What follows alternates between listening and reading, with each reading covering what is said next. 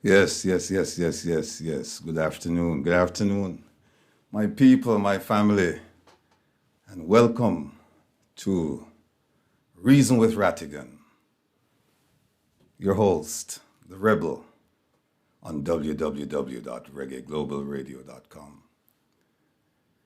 Well, let me just say that the message is getting out to the people, and we need more people to be inspired and informed. So, as a reminder, please like, share, and subscribe to my YouTube channel. And also, you can tune into this program live every Saturday at 3, from 3 to 6. And tell your family and friends too to do the same because it's important that we get this message out. Again, there's no cost associated with subscribing except an investment of your time. And we know how that go already. All right? And based on the response so far, it's a wise investment. You can't afford to miss this program. Today, my guests, you and I, will reason about pertinent news coming out of Jamaica and South Africa. As you may or may not be aware, the past weeks have been quite interesting in both countries. And as usual, you're invited to join us and reason with us on the phone line, and that number is 667 369 8569, 667 369 8569. Or you can hit us up in the chat room. Another reminder, please tune into Reggae Global Radio, this station, from midnight tonight until 2 a.m. And relax with the Rebel. Yours truly. By the way, don't worry about daylight saving time because the program won't be affected because daylight saving time will come into effect at 2 a.m. tomorrow morning. And Relax with the Rebel will end at 2 a.m. So the program won't be affected. So tune in tonight at midnight. Timing, right? Can't plan it any better. Last week, I pleasantly surprised a lot of listeners by playing a fusion of slow jams and smooth jazz. The reaction has been great. It's been marvelous. It's been fantastic. In fact, several listeners requested that I play the same format. Well, not the same format, same type of music tonight. And guess what? As an unofficial servant of the people, I have to submit to their will. Again, the program is called Relax with the Rebel, and it's on this station, and it's tonight at midnight until 2 a.m. So make it a date, and you know the rest. Don't be late. Today, I will be joined by a man who is no stranger to national security and crime issues affecting Jamaica and the greater Caribbean, my friend and big brother, Herb Nelson Jr. He will join us later on in the program. I think he's on his way home right now, so we'll wait for him to join us. And my guests today will be Andy Mashaile, who is the Interpol ambassador to South Africa for the Turn Back Crime Initiative. He's not a stranger to me. In fact, he's one that I've chosen as family. He's my brother. He and a handful of people are responsible for my success in South Africa, and I'm eternally grateful. However, my first guest will be Richard Vernon, the Deputy Mayor of Montego Bay. We're trying to get him on the line right now, but with no success. But let me just say a few words about him. Let me say that I've engaged him on several occasions. He's young, articulate, bright, and energetic. However, as a politician, he has faced the unavoidable controversy. In fact, some of you may remember him as a subject of a controversy last year involving disparaging statements attributed to him concerning the diaspora. But to his credit, he faced the issue head on in an in-depth interview conducted by my good friend in New York, Ras Clem. And he, meaning the deputy mayor, explained the context the content, and he offered an apology. As a politician, you will be forever bedeviled by controversy. The saving grace is how you transparently and in a fulsome way address your constituency as a leader. And I have to say that he did for that particular issue. And I look forward to welcoming him here today. I'd also like to thank last week's guest, Dennis Brooks, the communication strategist for the JCF, and Ambassador Asamba for their significant contribution to the program. Shout out time. Continued prayers and blessings for Mama Eileen, Papa Trevor, Ma P and family, Mrs. Nelson, Earl, Bonnie Jump, get well soon, brethren, and Sassy Diva. Also, I'd like to do a big shout out to the man in the wilderness, the man also known as the Wind, the man also known as the Renegade Who No Afraid, none other than Mr. Wayne Lonesome, and Jeffrey Tavares, host of Make We Talk, who's known as the People's Defender. I want to thank both of them for having me on their programs this week. It's been a busy schedule, but Jamaica is just loaded with content, with issues.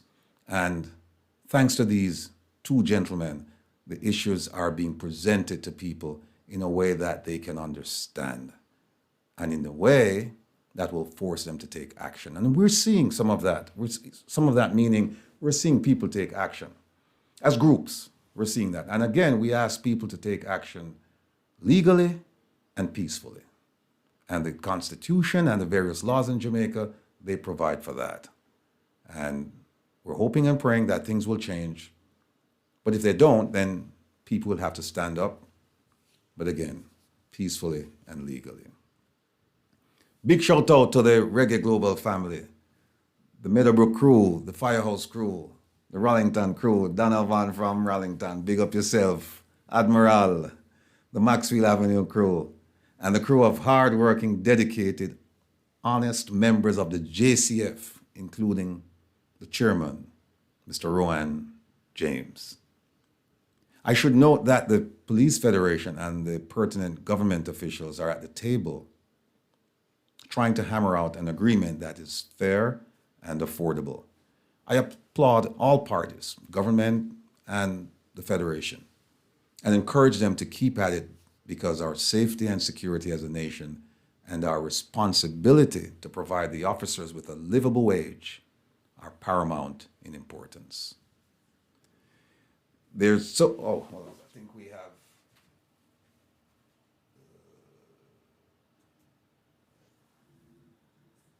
we have Mr. Vernon.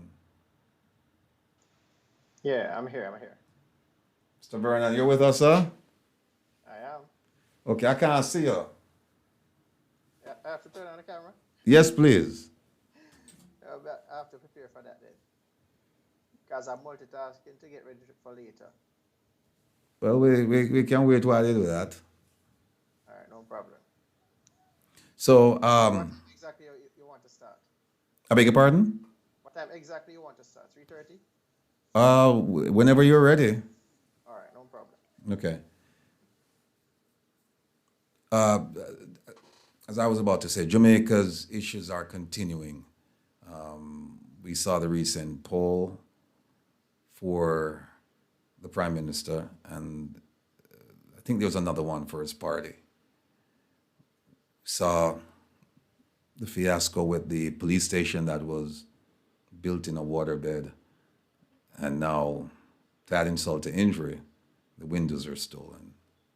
I mean, when will it end?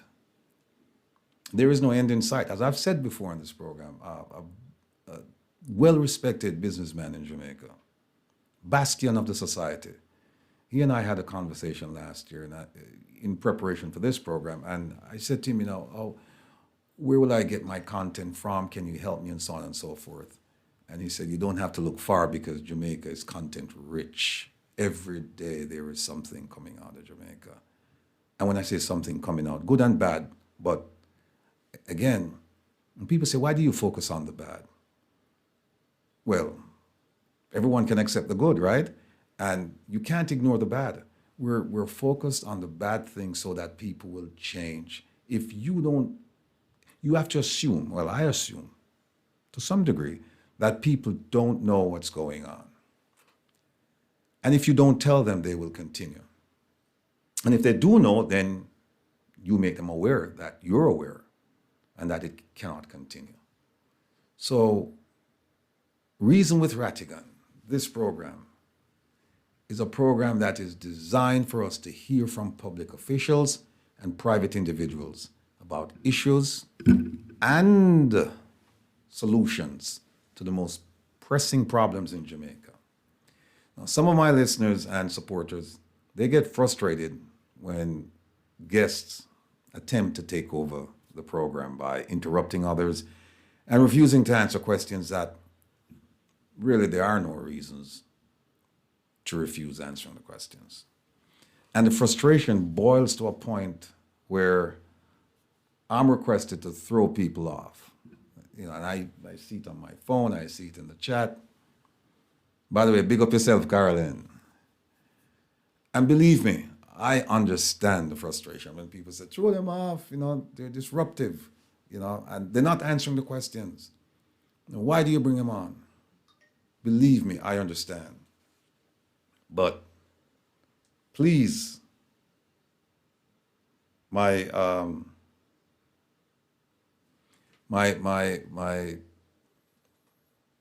devoted listeners, understand that one of the best ways of knowing and understanding a person's mindset is to let them speak.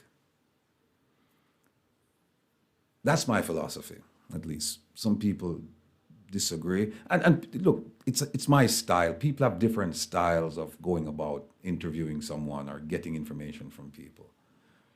But I think if you let people speak, you get a very good and a clear understanding of where they're coming from, and that will prepare you to ask the right questions.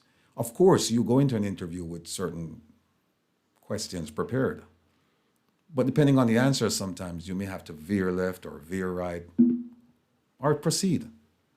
But again, you have to give them that space so that they can speak. And again, the title is Reason with Rattigan. It's not Fight with Rattigan or Cuss out Rattigan. It's a chance for people to come and sit and we can respectfully disagree. And then once we get to the point where, there is no resolution, we move to another issue. It doesn't make sense to argue over the issue when you're not an impasse. And I mean, think about it. This is not like an industrial dispute where, people have to come to a settlement. We don't have to come to a settlement. We don't have to come to an agreement, except to say that we disagree, and then we'll move on. So I ask your indulgence in listening to what is being said, and then you can level your criticism. Again, I understand your frustration because, believe me, sometimes I sit here and I ask the question. It's a simple question, and the person is just doing this, right? But I have to be patient, and at the same time, I have to be diligent, and I have to give them the right to say what they want to say, even if it's nonsense. Because when they're finished, then I get to point out the fallacy of their argument, the foolishness, the nonsense. But you can't do it if you just start, No, there's a style, there's another approach that says, if you have the information and the person is sitting in front of you, and the moment the person starts going on the wrong path, then you challenge them. And that's good. That's good.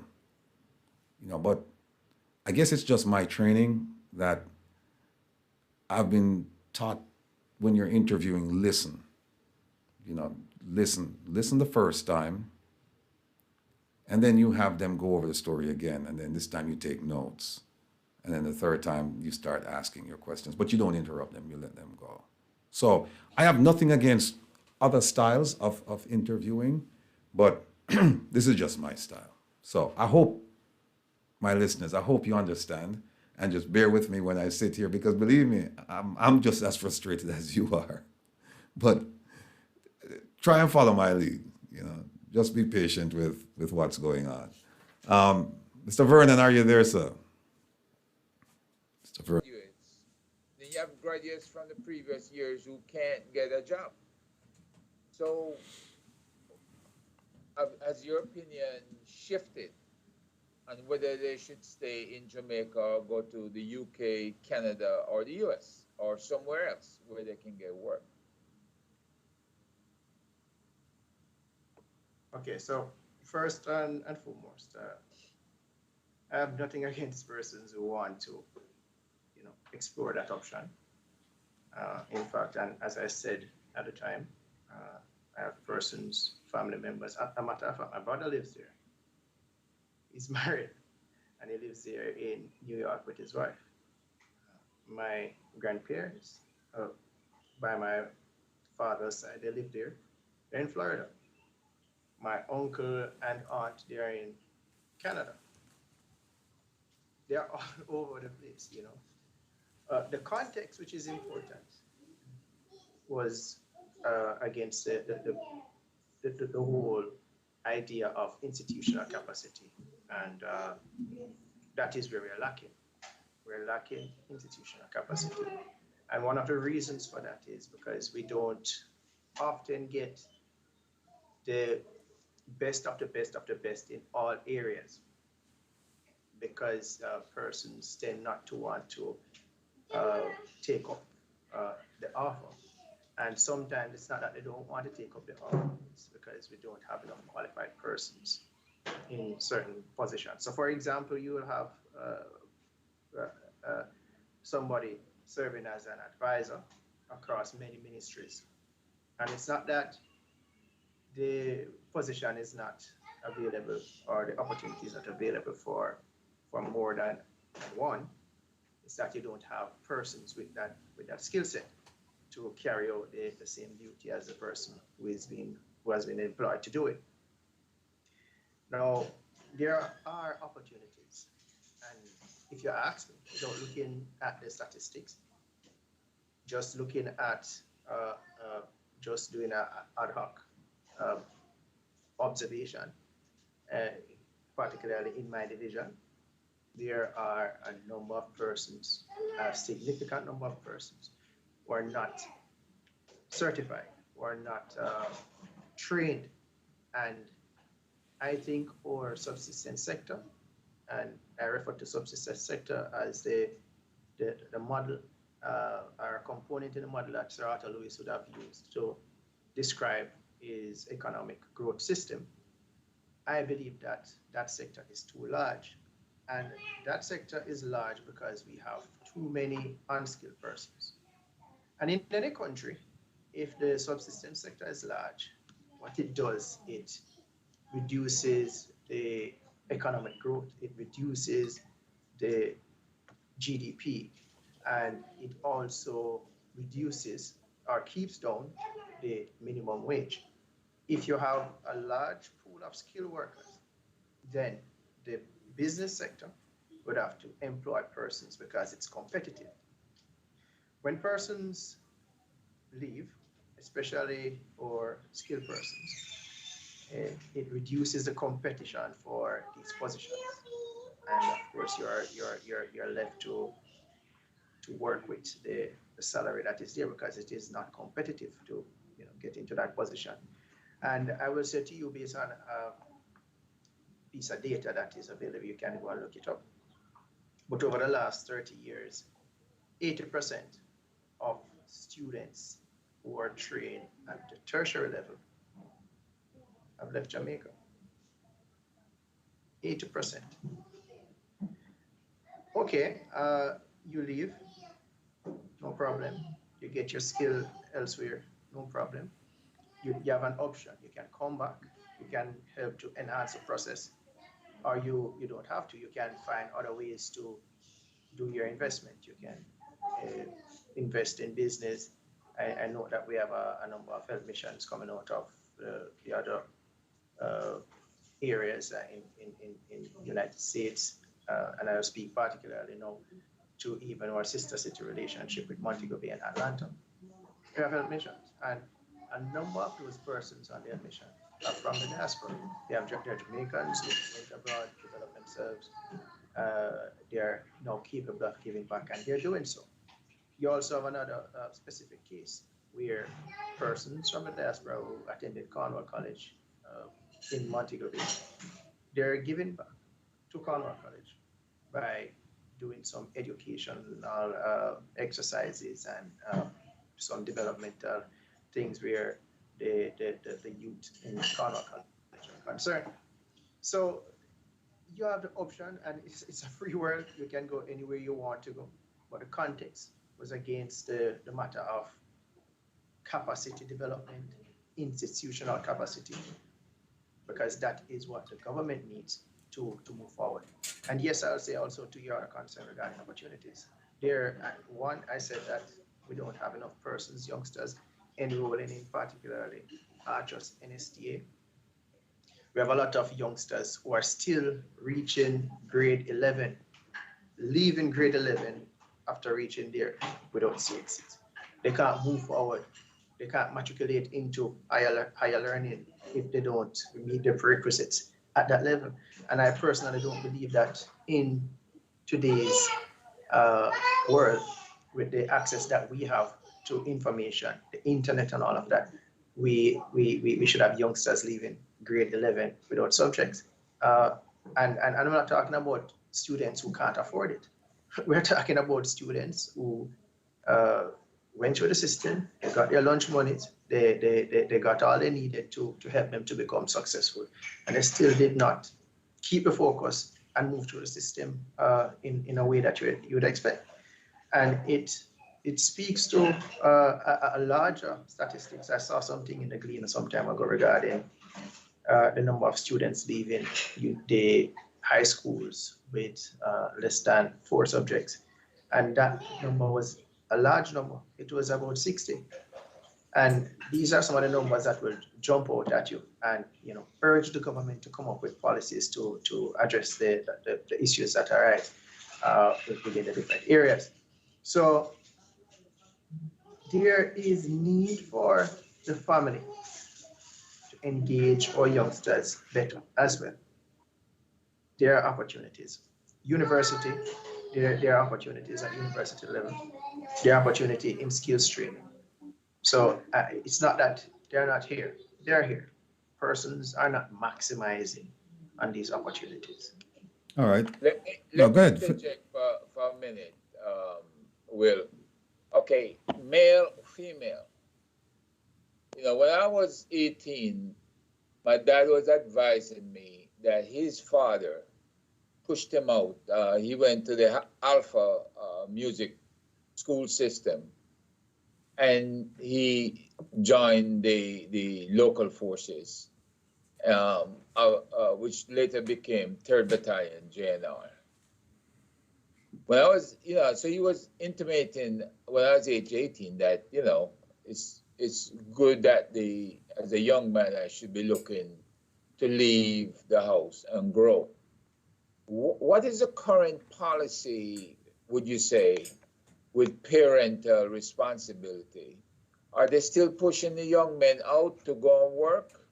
Or is it moms or the single head of households who are running things, and they're asking the oldest boys to help by going and finding a job?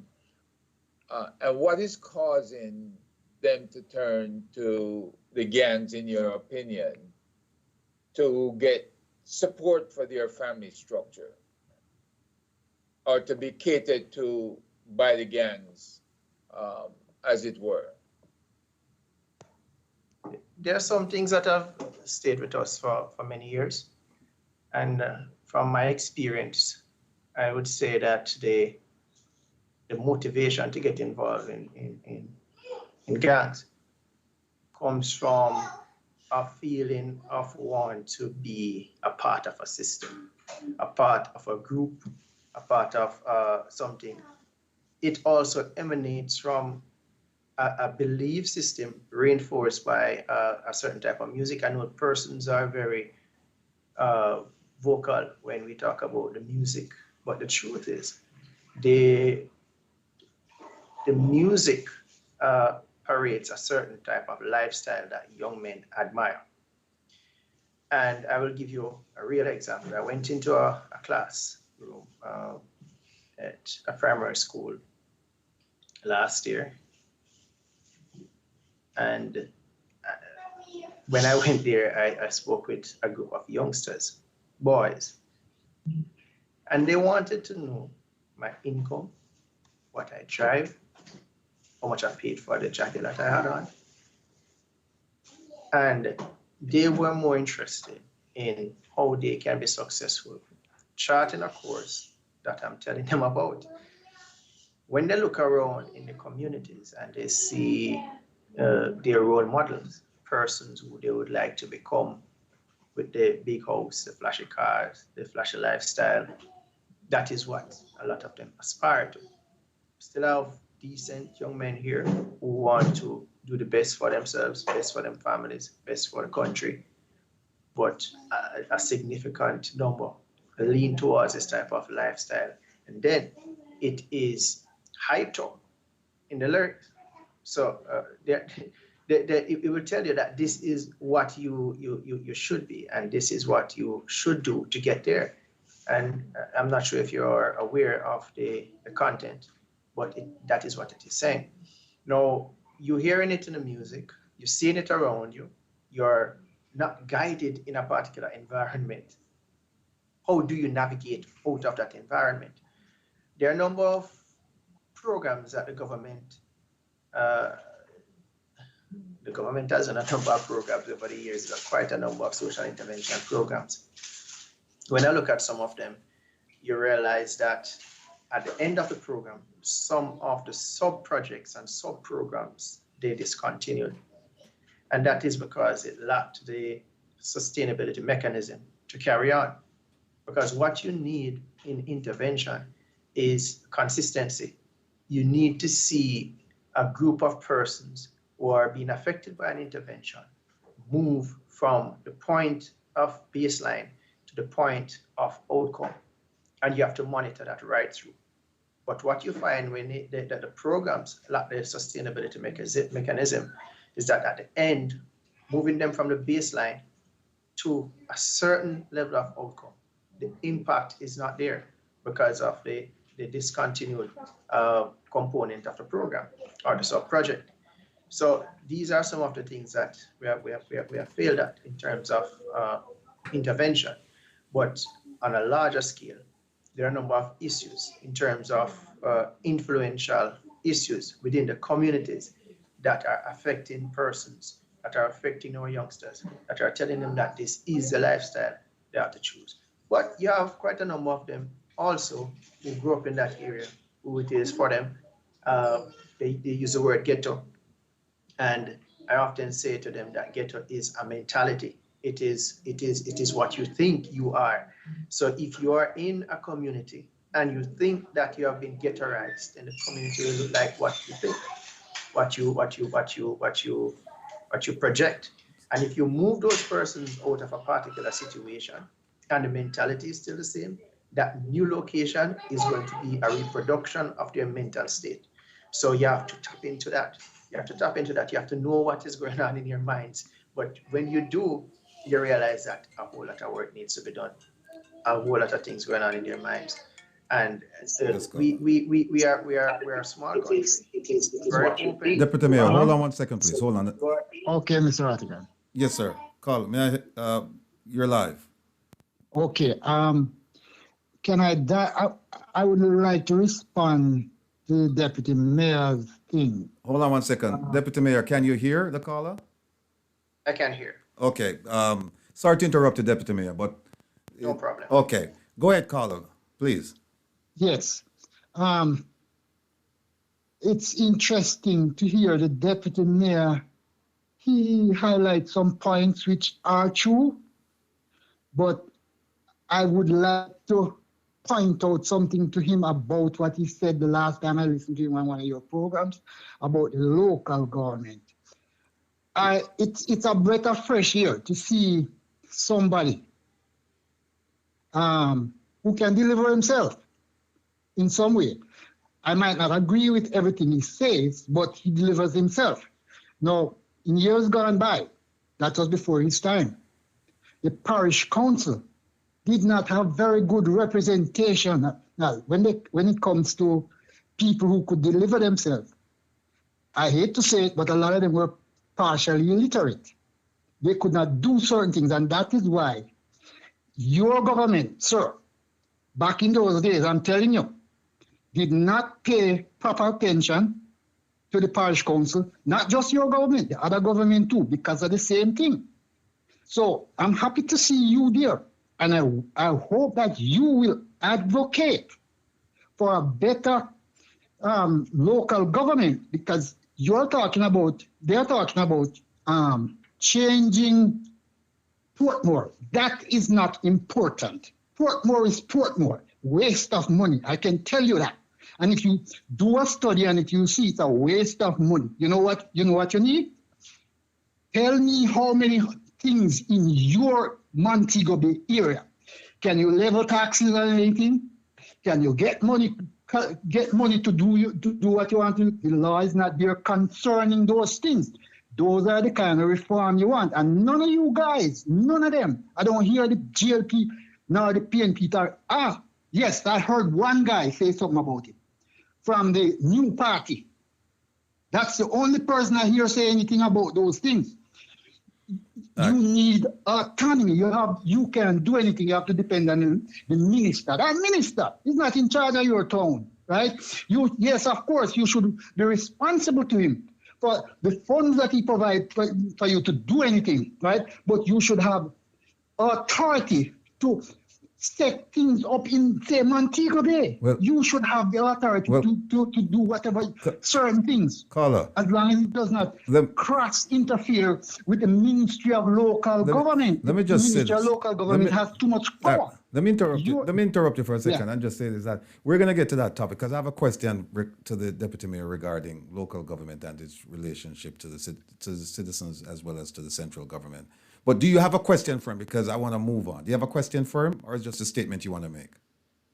I would like to know his opinion on not just being a deputy mayor, but somebody who makes changes. I think he's a yes man. That's what that I'm getting. He's a yes man, decorated on a very beautiful coat. That's what I think. I want him to say if he's really a yes man or he's going to go out there and buck the system to get. I think you know the answer to that. I think you know the answer to that. I want him to answer. No, but, thank you, Mr. Rattigan. All right, no problem. All right. All right. Yeah. Okay. All right. I think I know the answer, so you don't have to you have to provide the answer. But let me ask you this.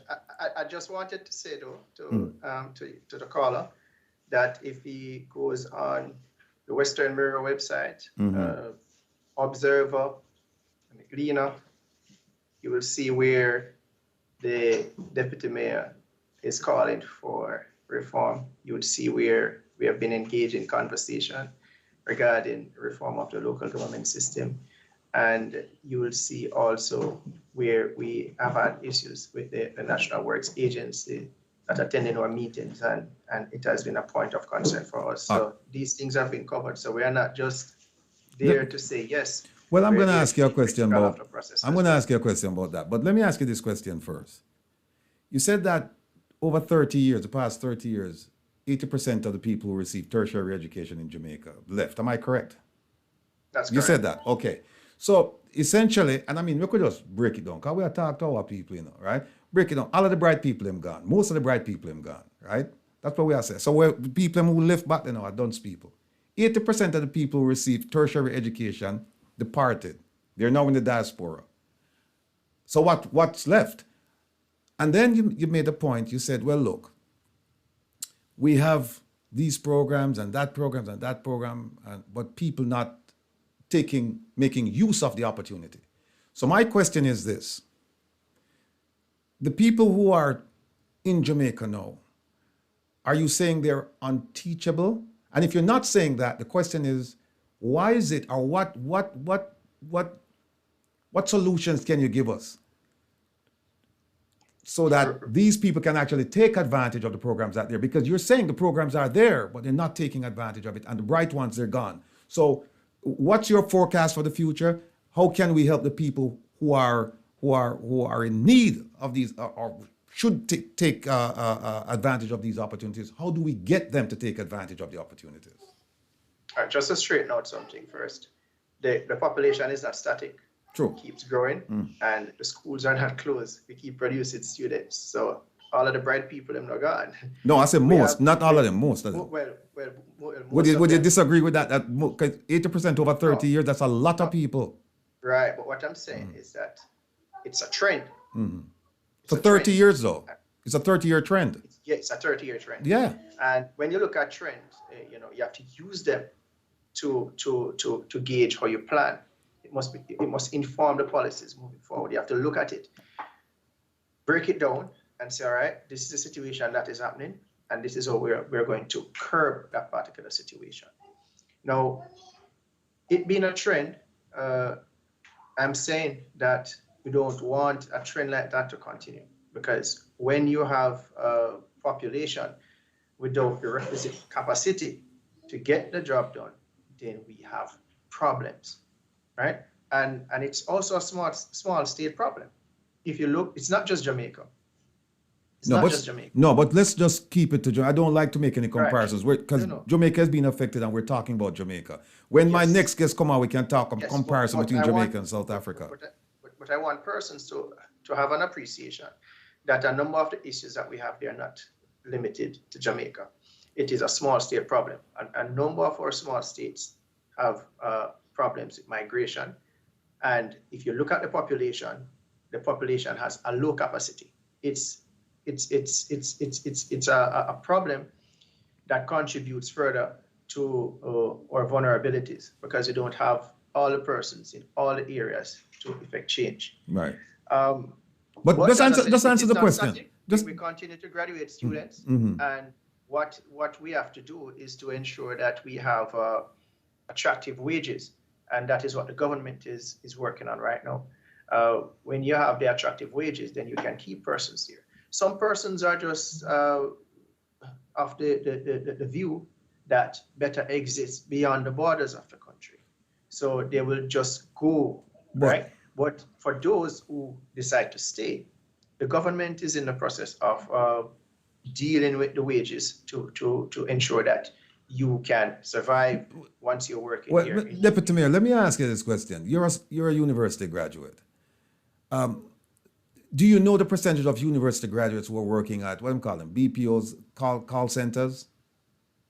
Do you have any idea of that? Any idea about the number? No, I don't have the information. But you know quite a few people, maybe people that you even went to school with, they're working there. And it's an option. Right. But all right, good. Now, are they paying a livable wage though? I know you said the government is trying to come up with, and the Minister of Finance just announced that, I think it's next month, the Minister of Labor, I believe, will make an announcement concerning the minimum wage, the increase in the minimum wage, which is $9,000 per week right now, which comes up to, I think it's what, 60 US dollars, right? And if you have a family, if you're a young person like yourself with a wife and 2 children, and if your wife is a stay-at-home mom, and you have rent to pay, you have transportation costs, you have utilities, you have school, you have entertainment. How do you make a life out of a minimum wage? Or even, let's say them give them 15,000, right? You're far too educated for that job. You're overqualified for that job. But that's the best that we have right now in Jamaica, right? Wouldn't you agree? Hold on one. No, go ahead. Answer the question, please. If what's the best? I missed that part. No, I'm saying in terms of job opportunities, we don't have a lot of them in Jamaica. We are graduating more people than we have jobs available for them. So as a result of that, we are from the tertiary level. So as a result of that, some of these folks, they have to take jobs answering the telephones, right? As basically as a clerk. And it's an insult to some of these people. So my question then is, if the government is trying to do something about what exactly is the government doing? Because this has been going on, this government has been in power going on 7 years, right? And so every year you hear the same thing. It's transformational. We're doing this, we're doing that, we're doing. But when you look at the results, And that's how we measure these things, by the results. It's the same thing. Of course. It's the same thing. So what's your solution to that? These changes, they don't happen overnight. And one thing I would like to encourage persons to do also is to be innovative.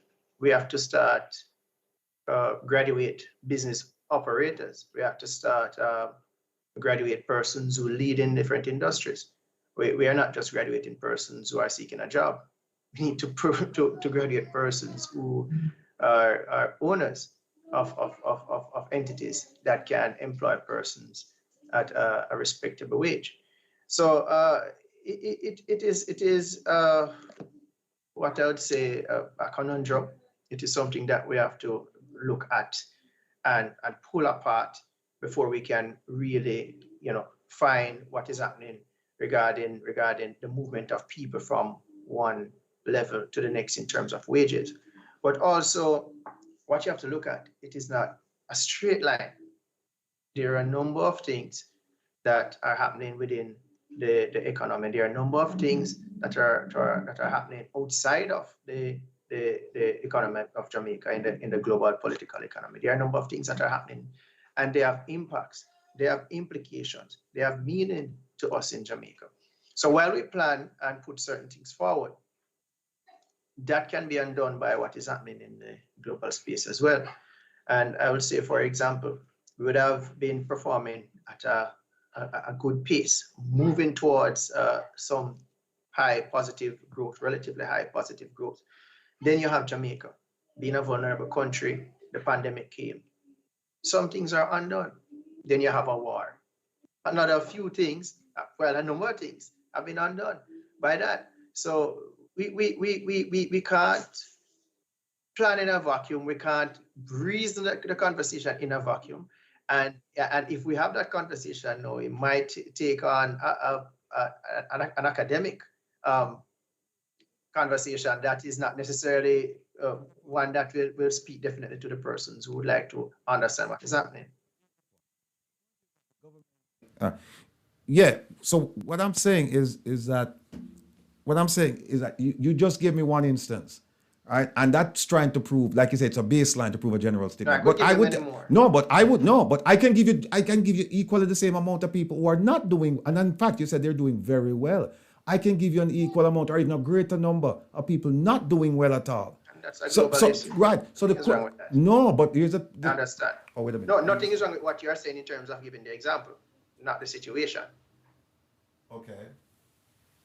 If you would, Ratty, Listen, we're gonna talk right through the break. I know it's disconcerting for some folks because they said that they cannot hear the transmission clearly if they listen to it on the streamline side.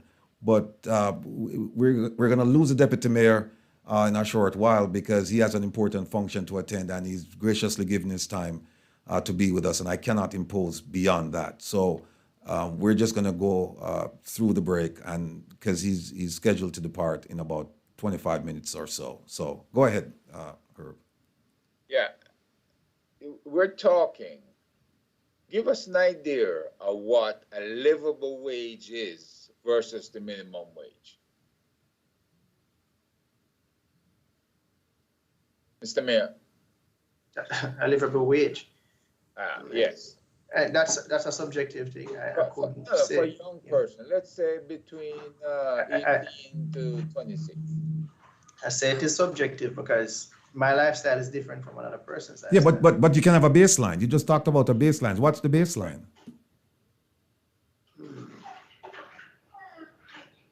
I really can't say. All right. Really can't say. All right. No, honest, I really can't. I'll tell you what then. I'll tell you what. Let's do this.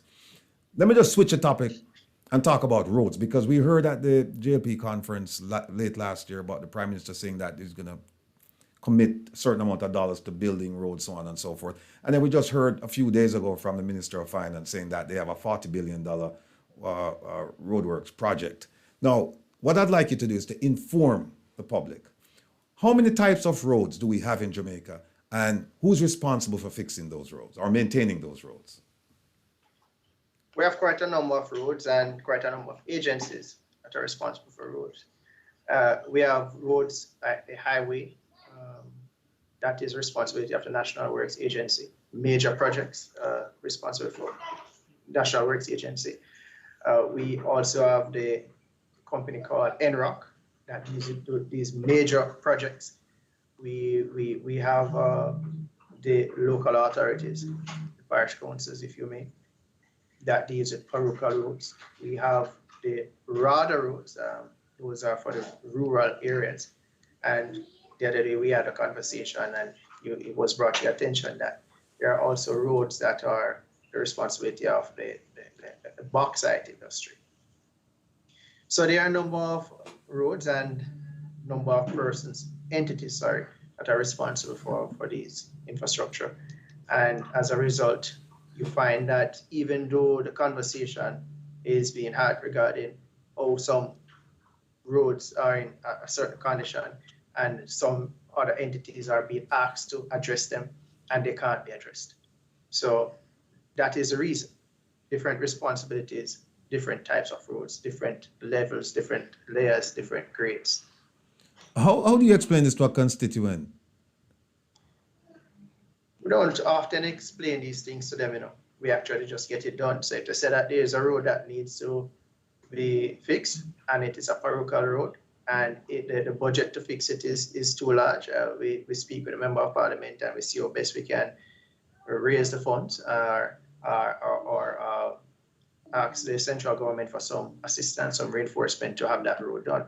So for example, if it's a parochial road and it is beyond what we can manage, we would do a resolution to the Minister of Local Government to aid in the amount of money that is needed to realize that rehabilitation.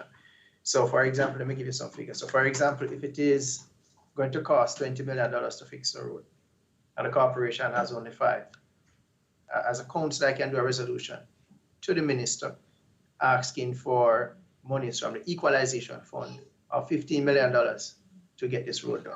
So that is one way we can do it. If it is a road, how often is that done? How often is that done?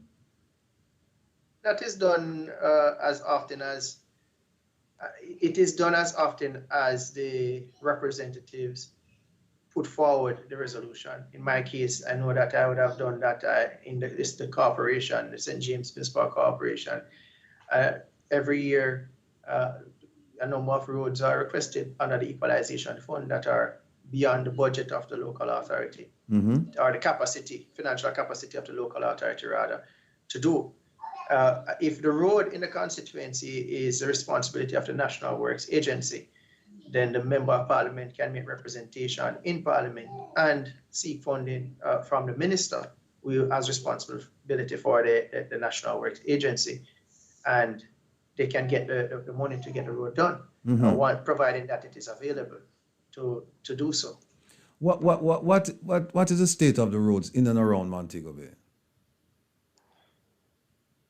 Montego Bay, as in the town center. In and around Montego Bay, the environs. We have different types of road in and around Montego Bay, and I'll put it like this. No, I'm asking what is the state of those roads, though, not for you to describe the rest of them. It is fairly good. It is fairly good. All right. And why I'm describing it is because it's in and around. So and I asked you if you're talking about Montego Bay in particular, because in Montego Bay the roads are good. Not that we don't have little problems here and there, maybe a pothole here, a pothole there, but they're not roads that you can't drive on. They're navigable, right? Yeah, okay. yeah, they're good. No, here's the thing. Montego Bay is a tourist destination, right? Now, you have other places in Jamaica, many places, many towns in Jamaica. They're not tourist destinations. And their roads are in terrible, terrible, terrible condition. What would you, if you were an outsider, and you are, because you don't live in those places, what would your suggestion be to those mayors in terms of getting their roads fixed from this $40 billion budget that's coming down the pike? Well, the $40 billion budget that you heard about, I did not hear the municipal corporation mention. Maybe it is a plan, but it has not been mentioned as yet. But I can't speak to that because it is a National Works Agency. that was mentioned. Okay, let's put that aside then, because you've dismissed that. You're saying I haven't seen the plans. I don't know where the money's coming. I don't know the details about that. No. You know the details about it? I did not hear the municipal corporation. Right, I heard the National Works Agency. right.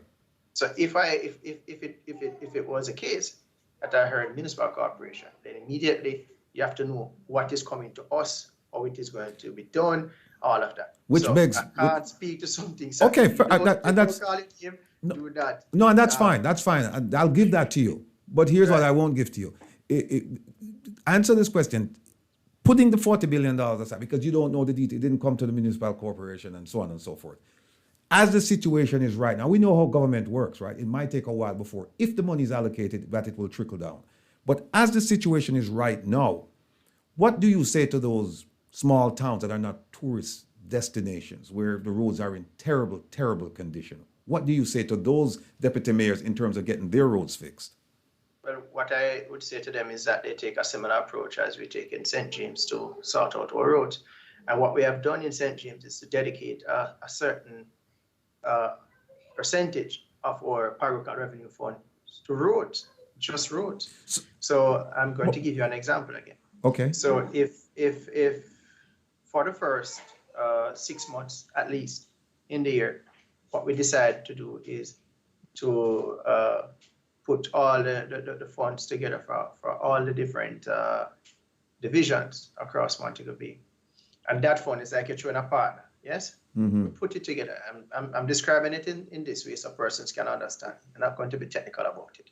So we put all the funds together under the parochial revenue fund, and we use it to dedicate that for the first 6 months, just do roads, rehabilitation, patching, you name it, depends on the requirement. And then for the rest of the year, the parochial revenue fund can be used for other things such as debushing, drain cleaning, and those stuff. All right. But during that period, we also have a small percentage of the larger sum that is dedicated to debushing, drain cleaning, and dealing with road furniture and those stuff. All right. Let me ask you this. We have a method that. Yeah, let me ask you this, because I see we've been joined by Mr. Andy Mashaile. He's patiently from South Africa, is patiently waiting. Can you hear me? Can you hear me? I think he's. I can hear you. Yeah. Oh, okay, all right. Now I hear you.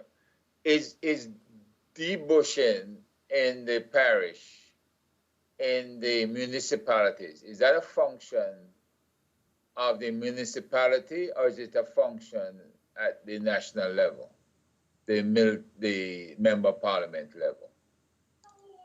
Both. So under the Constituency Development Fund, they can set aside monies to deal with cleaning of gullies and clearing off roadways and those stuff. So it is both, and at the local level, and I'll add also that on the highway, it is not the municipal corporation that is directly responsible for the highway to do the bushing of the highway, the verges and those stuff. We do road maintenance along parochial roads.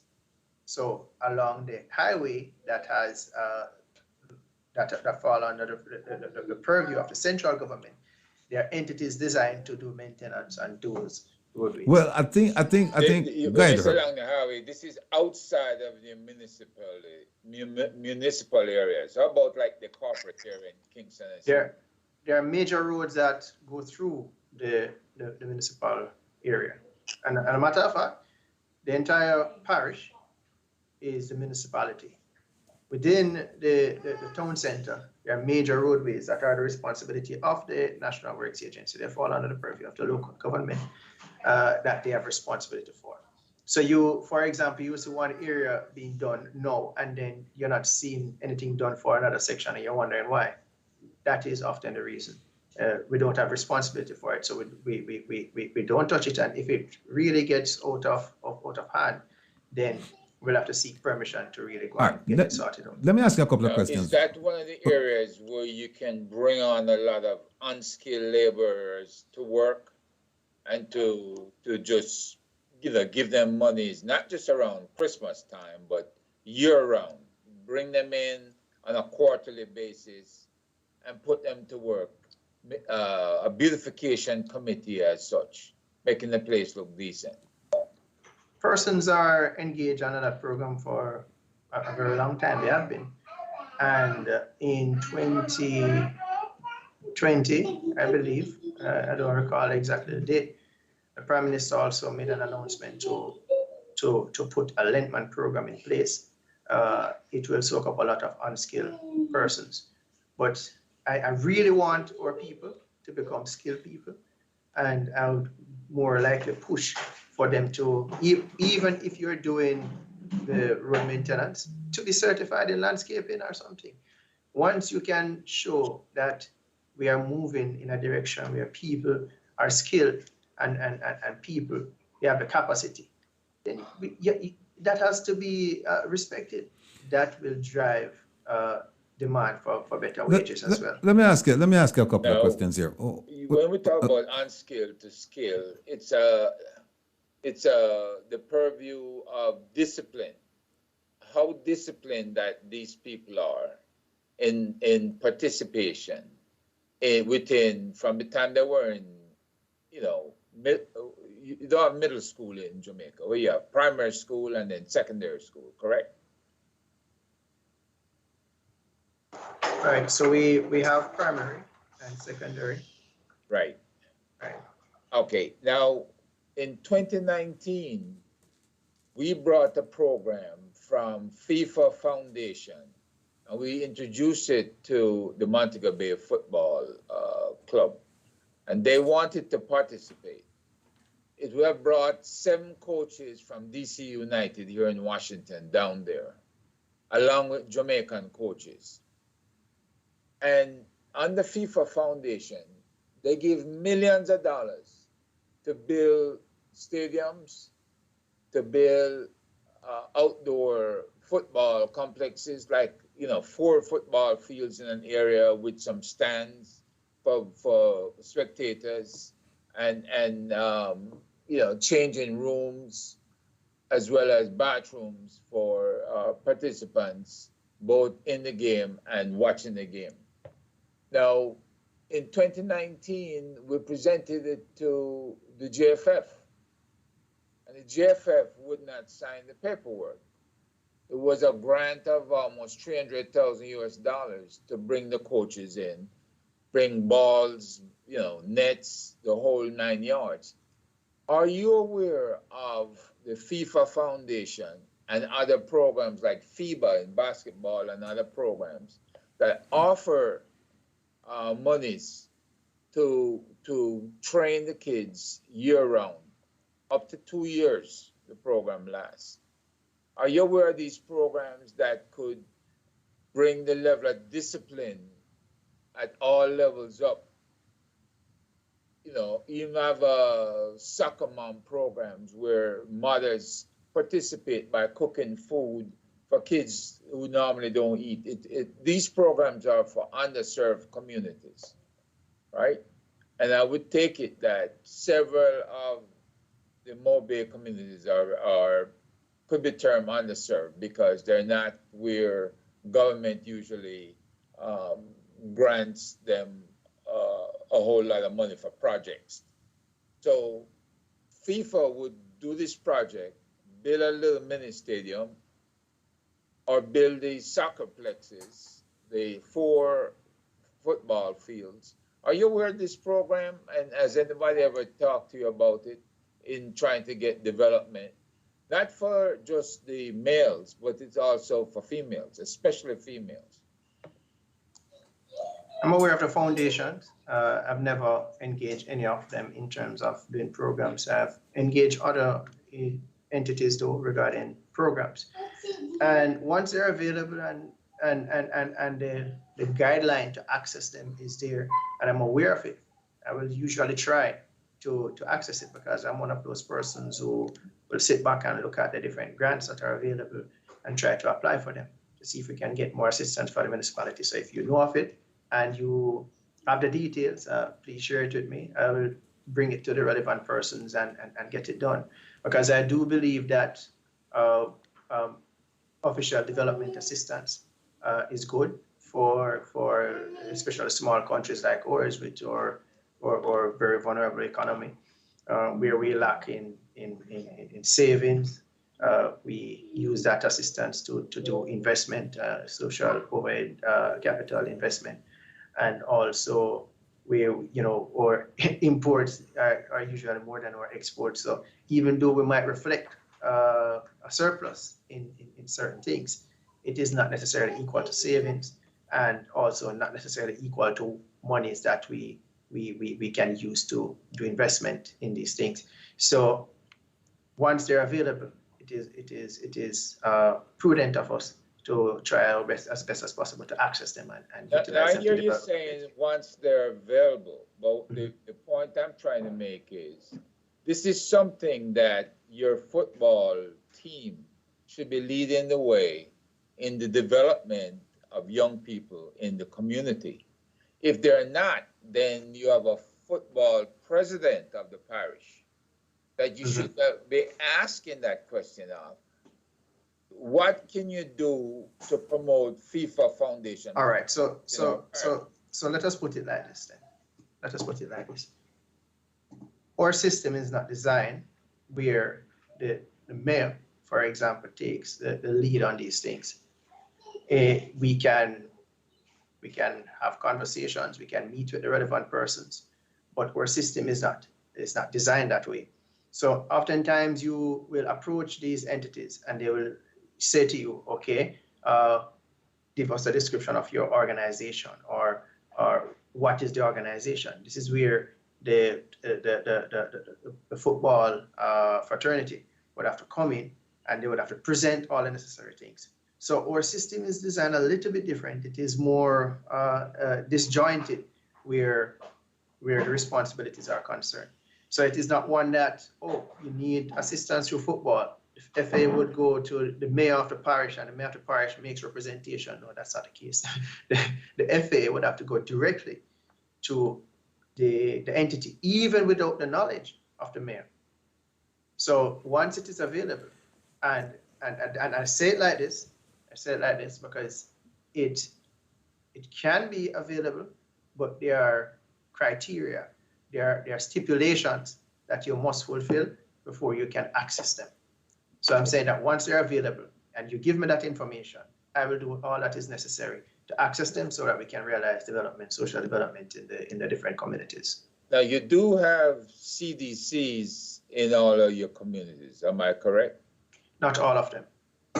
Okay, but the idea behind the CDC was to unify businesses, whether it's a football, whether it's different businesses in the community, as well as local government, to have them do whatever is in the best interest of the community. Am I correct? That is correct, to increase citizen participation. Right. So the CDC, and maybe we have to educate the CDCs that they have to reach out to these international bodies who provide these funds, because for some reason the JFF doesn't publicize it. And we think that until the JFF leadership is impacted, whether it's changed or whether it's reorganized to meet the needs of the community and not some other selfish needs, we need to impact the CDC at your level to have them work within a framework of development, local development within the municipality, and to bring these programs to the fore, and to help you as deputy mayor to increase whatever accomplishments you desire on behalf of your community. That to me spells success if we can get this coordinated. But sometimes you gotta crack the whip. If you're aware, you may have to say to them, hey, why are we not involved in these areas? What's the problem with reaching out and getting us programs that are designed because all these other poorer countries, Brazil, and Argentina, and even in Europe and Asia, FIFA is spending, they have $11 billion to spend in the foundation. And in Jamaica, you're not getting any of it. Matter of fact, the coach who used to be the designated coach for the program, who took over from our program that we proposed, they ran a proposal, they dismissed him after 2 years. And as I understand it, the money was still coming in. So where did all the money go? We can't have That's a typical question. municipalities looking one way and the football federation doing something else, and then your local parish president there with his thumb stuck up his nose or elsewhere, that not supporting you. I'm talking about direct support to you as the local government. Herb, listen, You know, we only and have. I'm very passionate about this. We have. As a referee, as a soccer coach, and as somebody who participates here fully in my communities. All right. Here in Virginia. All right, listen, we don't have much time left. It's just food for thought, Mayor. We don't have much time left. So- we have, and I want to thank. I get that Mr. Rattigan will share your contact after this conversation. All right, hold on and one we second. can talk more about the All program right, and see how listen, we can you hear me? access them. Can you hear me? Can you hear me? I've personally taken it upon myself Ca- to apply for grants. All right, can you, Mr. Deputy Mayor, can you hear me? We do projects with the UN Habitat. We do projects with EU, and we also apply to the Green Fund, and we apply to the Blue Economic Fund. So I'm not. His mic is muted. I'm not oblivious of His the mic. opportunities that are available. Tell him. I just need some more information of the ones that you're suggesting, and then we can have the conversation and try to tap into it. Well, I Yeah, promise hold- you I'll hold get on. the information and we No can problem. light a fire together. To Hold on get one things second. burning. Listen, I appreciate it. listen, we don't have much time I left. think we're We kind don't- of divorced from Mr. Oh. Rattigan. Can you hear us, Ratty? Yeah, I can hear you guys. Can you hear me? I don't know what happened to our transmission. You can't hear me? Are you hearing us? Can you hear me? Yeah, can you hear me? We can hear you now. Yeah, I don't know. The third force is acting up on the program here. But anyway, a caller from Austria. Hold on one second. Caller, hold on one second. Let me just ask the Deputy Mayor a couple of questions, and maybe I can supplement them with your question. So, Deputy Mayor, how many Deputy Mayors do they have in Jamaica? How many Deputy Mayors do they have in Jamaica? 14. 14, okay. Each parish has one. Right. Now, why is it that you can come up with all of these solutions in terms of road works and debushing and all of these things, and then the other people we see where there are deficiencies? That's not for you to answer. It's a rhetorical question, because you're going to tell me that you can't speak for them, and I understand that. But it's just interesting that I know that you are a success in terms of these programs, but then when you look to these other places, they're not. But how do you feel about debushing gullies, for example, that because you are looking out for your constituents for the welfare, well-being, and so on and so forth, job opportunities. How do you feel about a contractor coming in from outside St. James to provide debushing services in Montego Bay? How would you feel about that? A contractor coming from outside of St. James. to Yeah, do like debushing. a contractor from Kingston, Portland, name the place. Just coming from outside, and they're coming into St. James and in Montego Bay, and they're providing debushing services. How would you feel about that? You don't feel know- good? I don't know how to feel about that even right now, because I've never seen a situation. All right, I'm we'll trying- leave I'm it at trying to that. think about a situation. All right, I know if I say, the caller, hold on a second.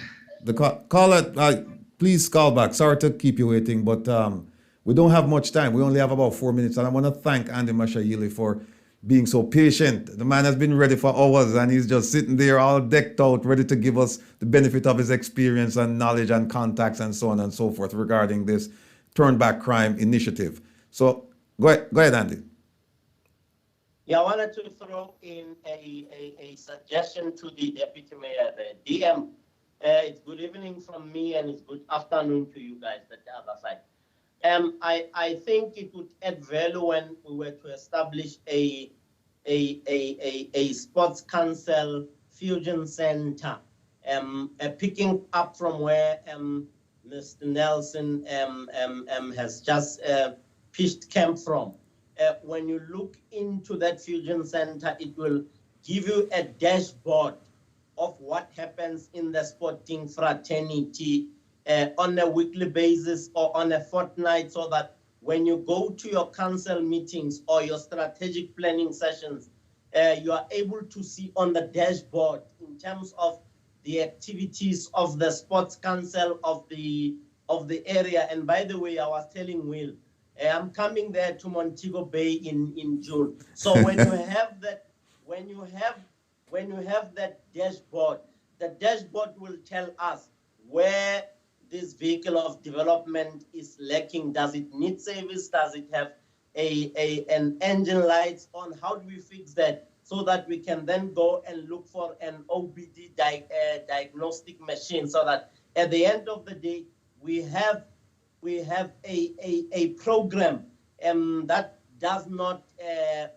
put you, a deputy mayor, through the many challenges and the many questions from a sporting fraternity point of view. Your total business plan informed by your dashboard that is informed by what happens in various sporting codes, inclusive of sponsors coming in, inclusive of people with special skills from area A to your area, or from area B to area A. So what I wanted to say is, let's have a dashboard of all the sporting codes. That dashboard will tell us where we are sick, and we will then join forces, not necessarily with you, but with the operatives below you, who will then be tasked to ensure that that dashboard gets fixed, and you get reports on a monthly basis or a weekly basis, or whatever, however you have scheduled your business. Okay. Mr. Deputy Mayor, we want to respond to that. We don't have much time because I know you have to leave, by the way, and I'm trying to be courteous Yes. and considerate Yes. of your time. Thank you for that, Mr. Marshall, right? Mashaile. Yeah, Mashaile. Yeah. Thank you very much for that. But it is something that we'll have to talk about a little bit more, so we can get a better understanding of it, and a fulsome way in which it works. So we can also get some information after this program as well. All right. I know that thank you, sir. what Andy is most likely referring to is a best practice. If you're looking at the best practices in other cities, then the fusion centers is something we apply most of the time to law enforcement in a variety of cities. And even within law enforcement, we look at the best practice across the whole world. Who's been successful at stopping crime and getting our youth engaged, and get the gangs mystified, and to get them to calm down and to be more productive. So best practices may come from having that fusion center. That fusion center may very well be the CDC, the development corporation that you're supposed to have within each of these communities. So they can then adapt that idea to have that dashboard that the mayor, the deputy mayor, the MPs can look at and see where they can help to develop their own communities, even though they don't live there. Now, Right. you see now with the Fusion Center, if they had the Fusion Center, and by the way, they have something in your parish called the Tourism Resilience Center, which is akin to a Fusion Center.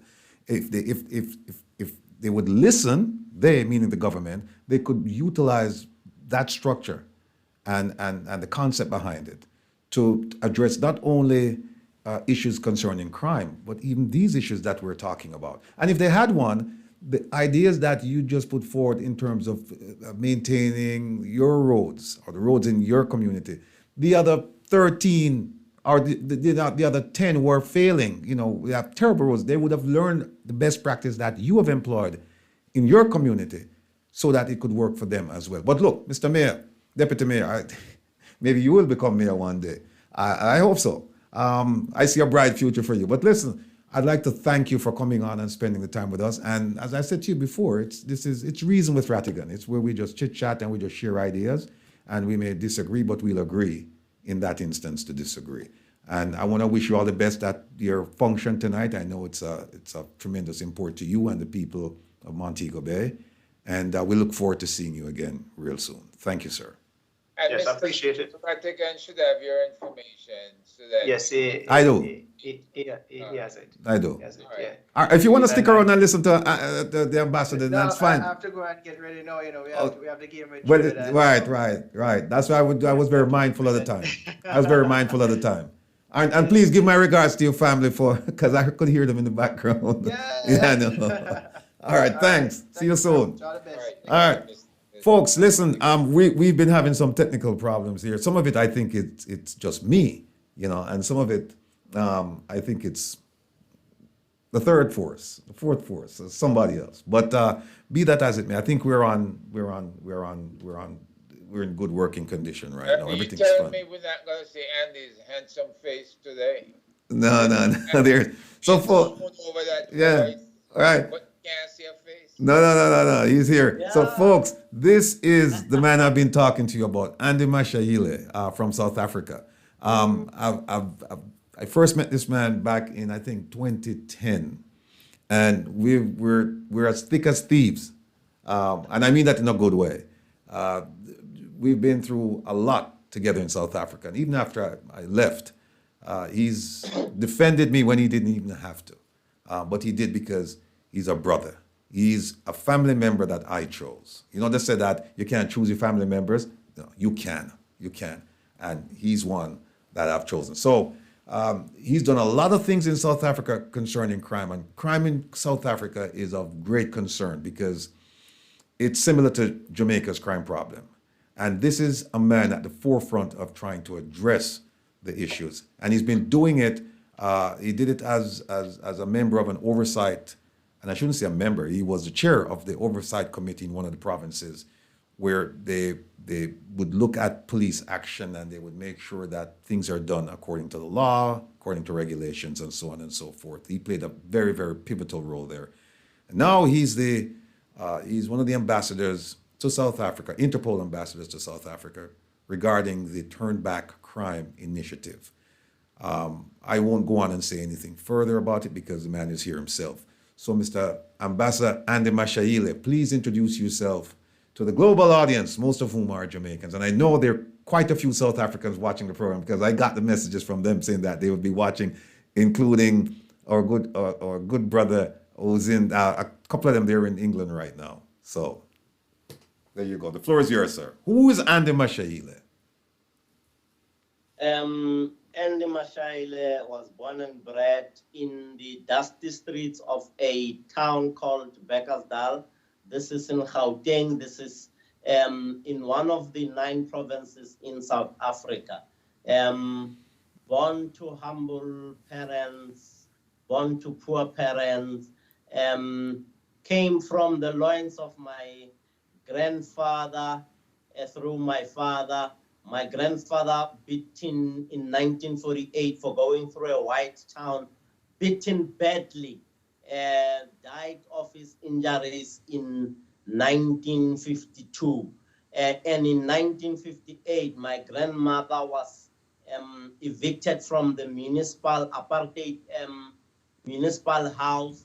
And my grandmother had to be a wanderer until she passed on in 1984. Somewhere before my grandmother passed on in the late 60s, I was born. Fast forward to 1984, arrested, a gun stuck in my mouth by one gentleman who has just been released from jail 2 years or so ago, pulled the trigger twice, misfired, and I was grateful to God, and I'm still grateful to God. And way back in 2007, my daughter was gang raped by about 14 young men.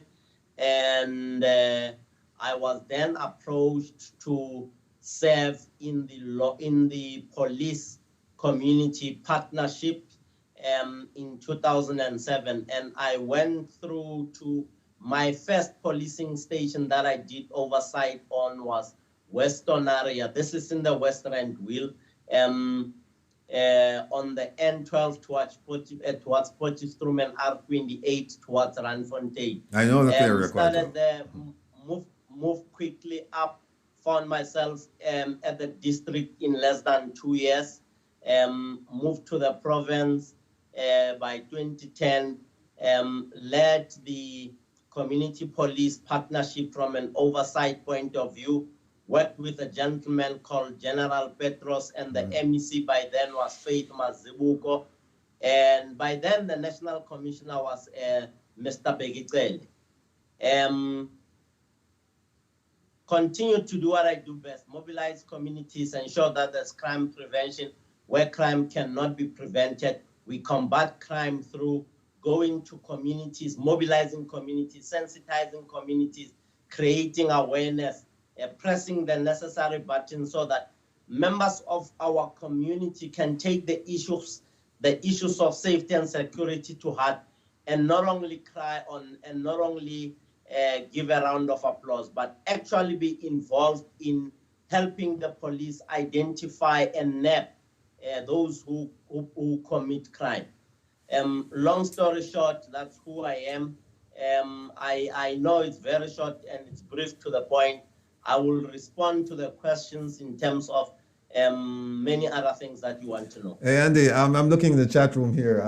Danny says to tell you hello. Hey, good to hear from you, Dennis. Let me ask you something now. I read something somewhere that says that more than or approximately 80 people are murdered every day in South Africa. But the murder rate is 30. I think it's like 35 or somewhere around there per 100,000. Keeping in mind that South Africa has a population of over 50 million, whereas Jamaica has a population. Go ahead. It's 62 million now. 62 million now, right? Whereas Yes. Jamaica has a population of less than 3 million, and we are ranked as one of the most violent countries in the world based on the homicide stats. I think we're about 40 something per 100,000, and it fluctuates. Go ahead. That's what the Statista Research Department published somewhere in March, talking about your homicide rates, and in that report called Crime in the Caribbean, Stats and Facts.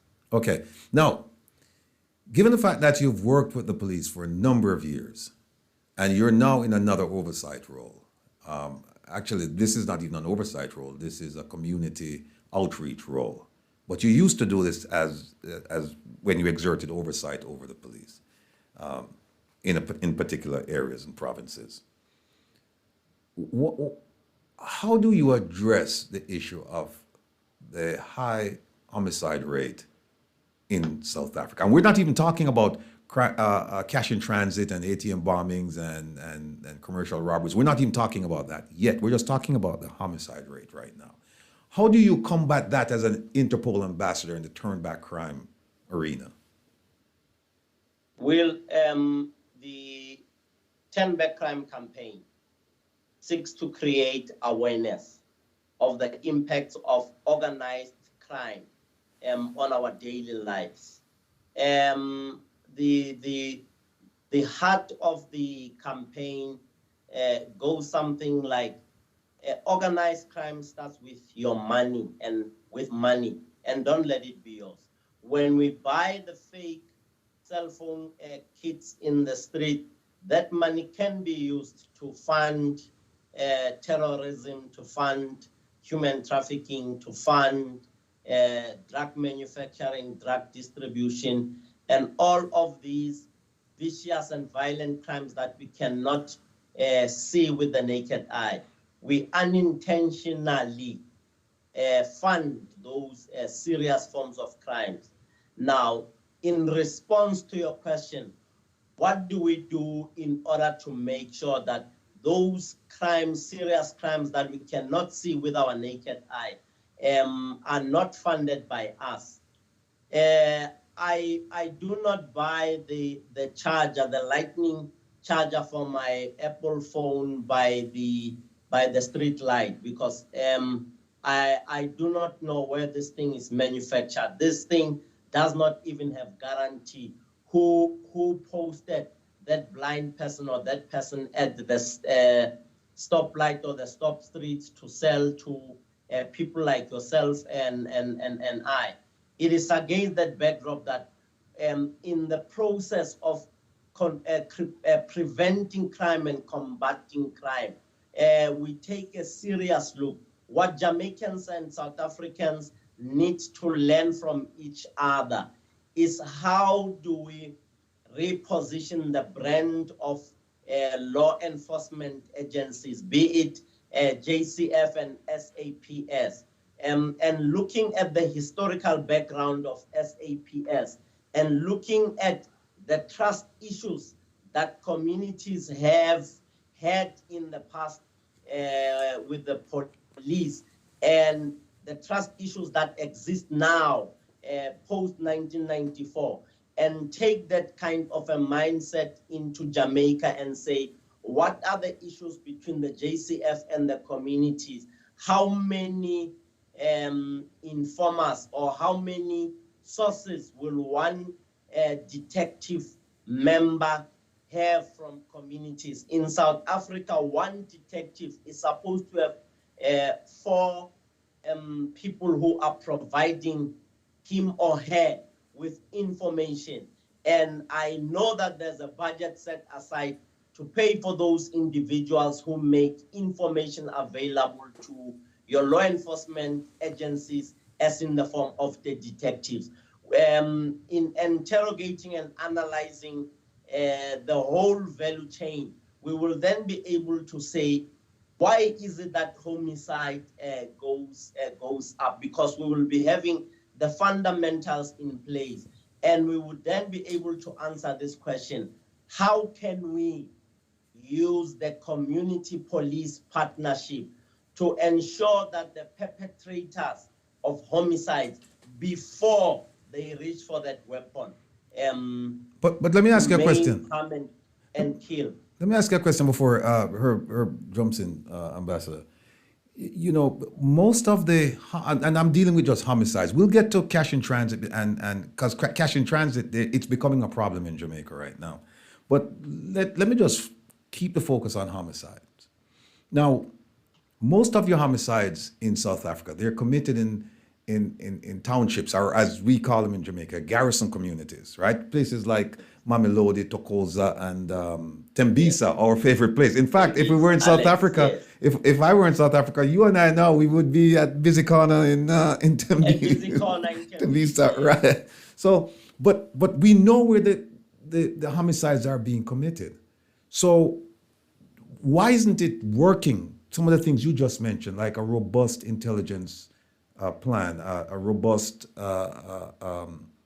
human intelligence plan. Why aren't these things working? Why do we still see the homicide rates climbing? Will, they were working at a certain period, and after that period, crime went up again. When we took over Gauteng, myself as chairperson of the Community Police Board, and General Petros was the provincial commissioner, Gauteng was number 9, was the last in all of the provinces. And when you are number 1, it means you are the worst when it comes to crime. Law enforcement agencies, from the flying squad to the vehicles doing patrolling in those communities, joined forces and joined hands with the communities. And we were able to nip in the bud to kill your cash and transit heist. Your bank robberies went to 0. Your bank followings went to 0. Rapes went down. Murder and rape went drastically down. And Gauteng remained at position number 1 for about 2 years before General Petros left. When Petros left, we were at position number 5 years out of the 9 provinces. So long story short, Will, there are systemic and systematic challenges. The issue of resources. Let me quote an example. One police detective would be sitting with about 200 dockets. That particular person will suffer from stress. That particular person will not do justice to some of the dockets in terms of investigation. So the point that I'm driving home is systemic weaknesses, the issue of resources, the issue of lack of support by the commanding officers, lack of support by the general organization, and also that leads to despondency.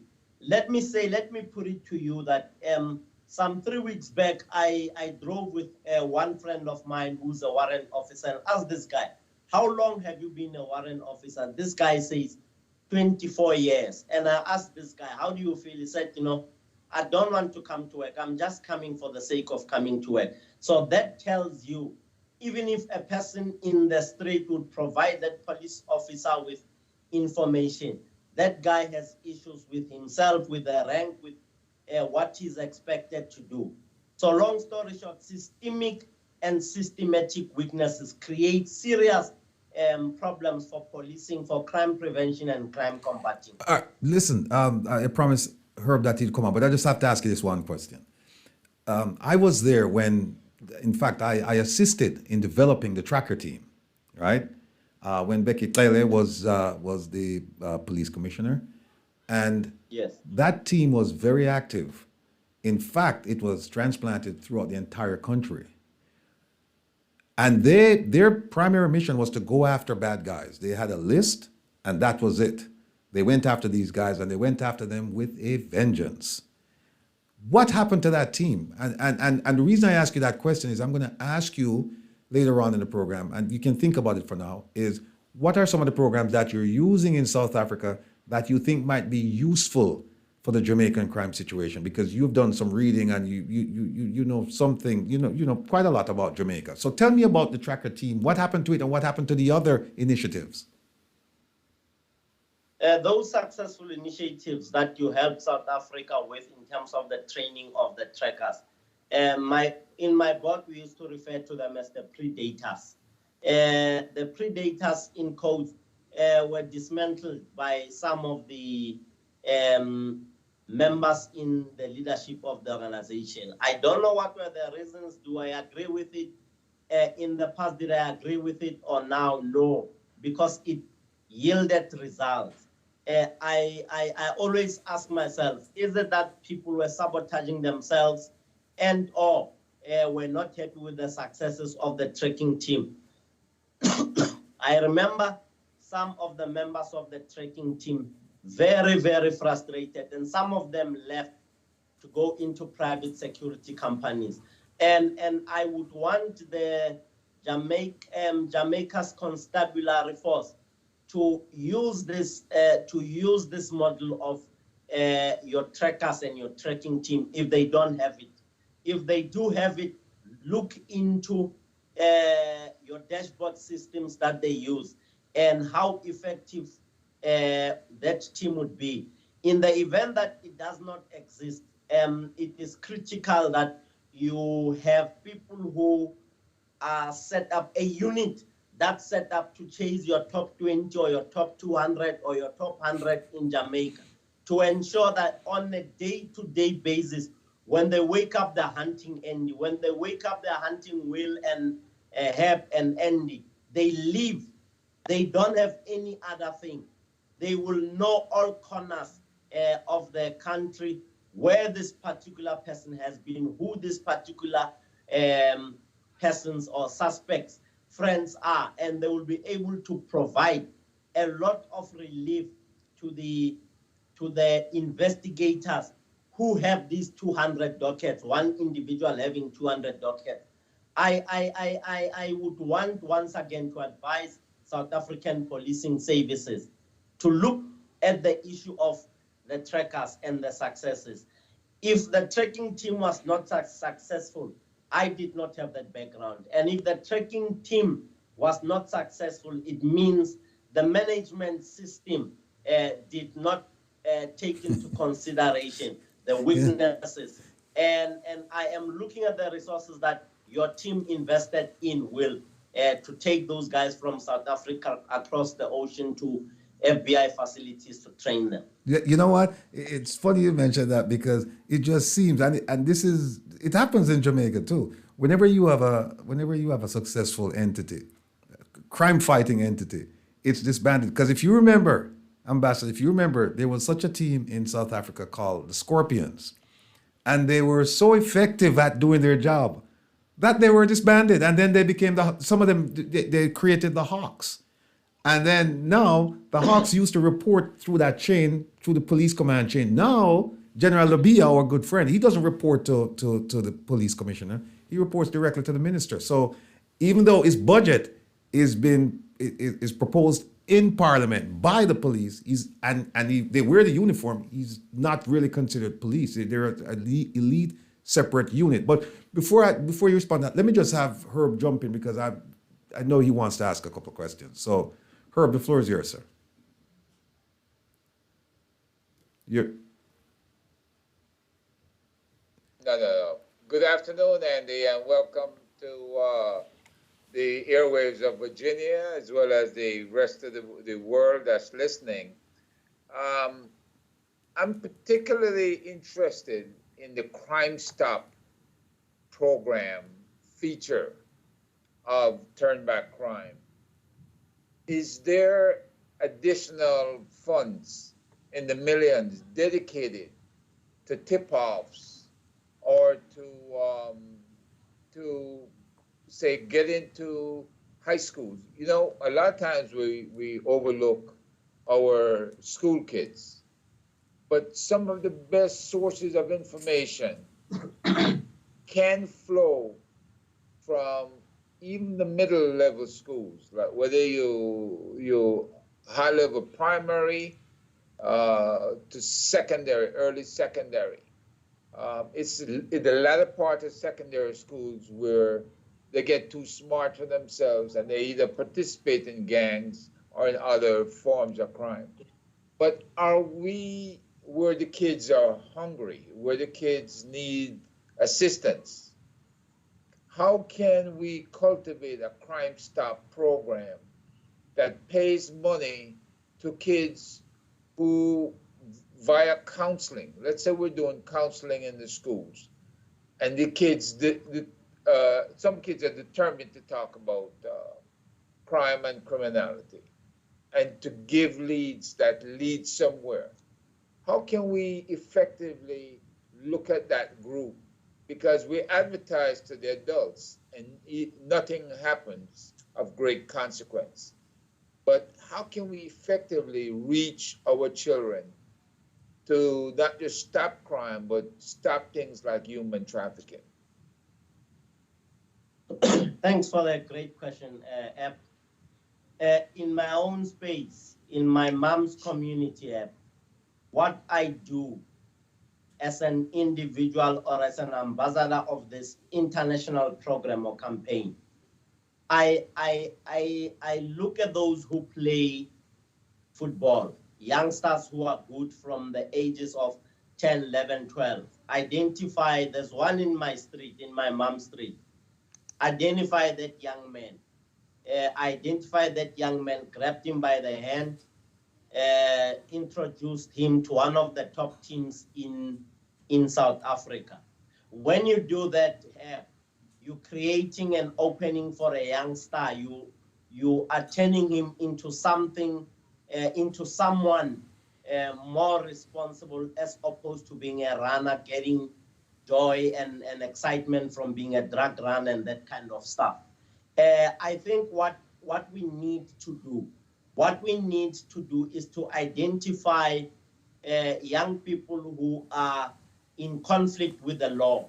When we have identified them, there are organizations where some of these young people have gone to steal, to do many of these things that we don't want them to do.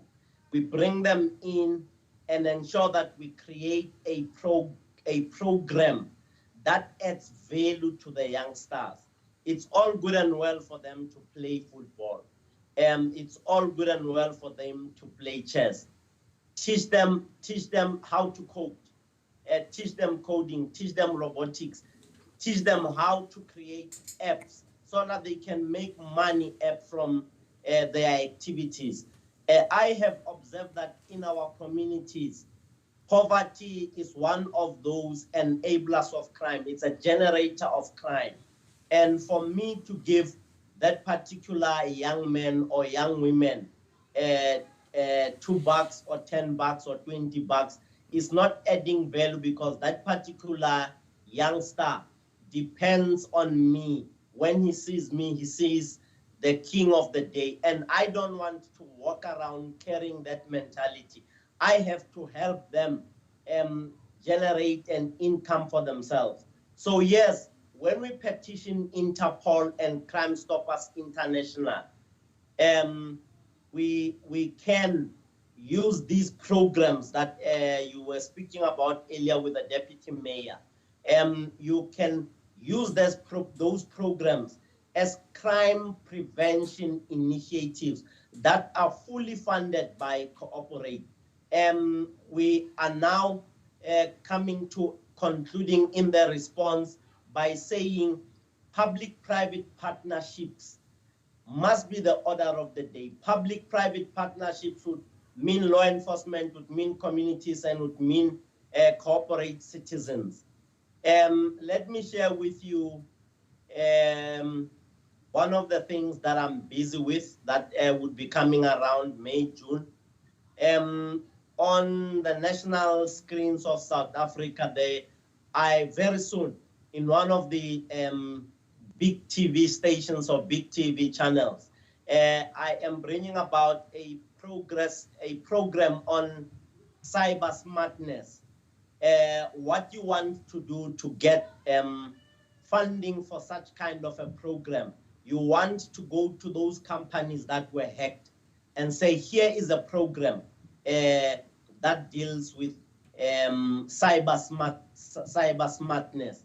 And obviously, from investing in that kind of a program, it would then yield back, or that program, it would then yield back that money to those who want to do coding and robotics. We don't have to depend on government, South African government, for each and every little thing. Hey, Andy, listen, we're up on the commercial break, so we're going to pick up on the other side of the hour. So stay with us. Don't go anywhere. Andy Mashaile, Interpol ambassador to South Africa for the Turn Back Crime campaign. Now, Andy, talk to us about cash in transit heists. And the reason why I ask you about that is because just, I think, not last week, I think it was the week before, we had a case where an armored car, the guards were savagely attacked. And in fact, I think 2 were injured, 1 killed in cold blood, and money stolen. And I've been preaching this to the government of Jamaica for the last 6 years or so, telling them that that's why they need a fusion center, because this is what we would consider in Jamaica as an emerging threat. It's not there yet, but it's happening in other parts of the world, and it's just a matter of time before it reaches Jamaica. And we've had 2 now. I think we had 1 last year. No, 1 this year and 1 last year. But it's big news in Jamaica because we're not used to that kind of thing. Now in South Africa, you have a wealth of experience dealing with this. And in fact, it's even more deadly in South Africa, because when I was there, and even now I see videos. I mean, you and I spoke recently about the one that they blocked the streets and then they blew up the armored vehicle. And then when the guards come out, they shot them in cold blood. And then, I mean, that's their MO. And then they just take the money and they go. And then you're talking about groups of people, not 2 guys in a car. You're talking several cars and multiple individuals.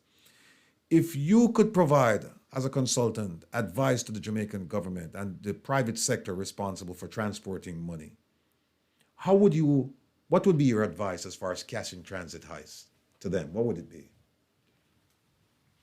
you spoke about the fusion center. In that fusion center, which I would advise local law enforcement there in Jamaica, that fusion center would do your emerging threats, and that fusion center would look at similarities between countries, between South Africa and Jamaica, in terms of your infrastructure, in terms of whatever you want to, psychographics.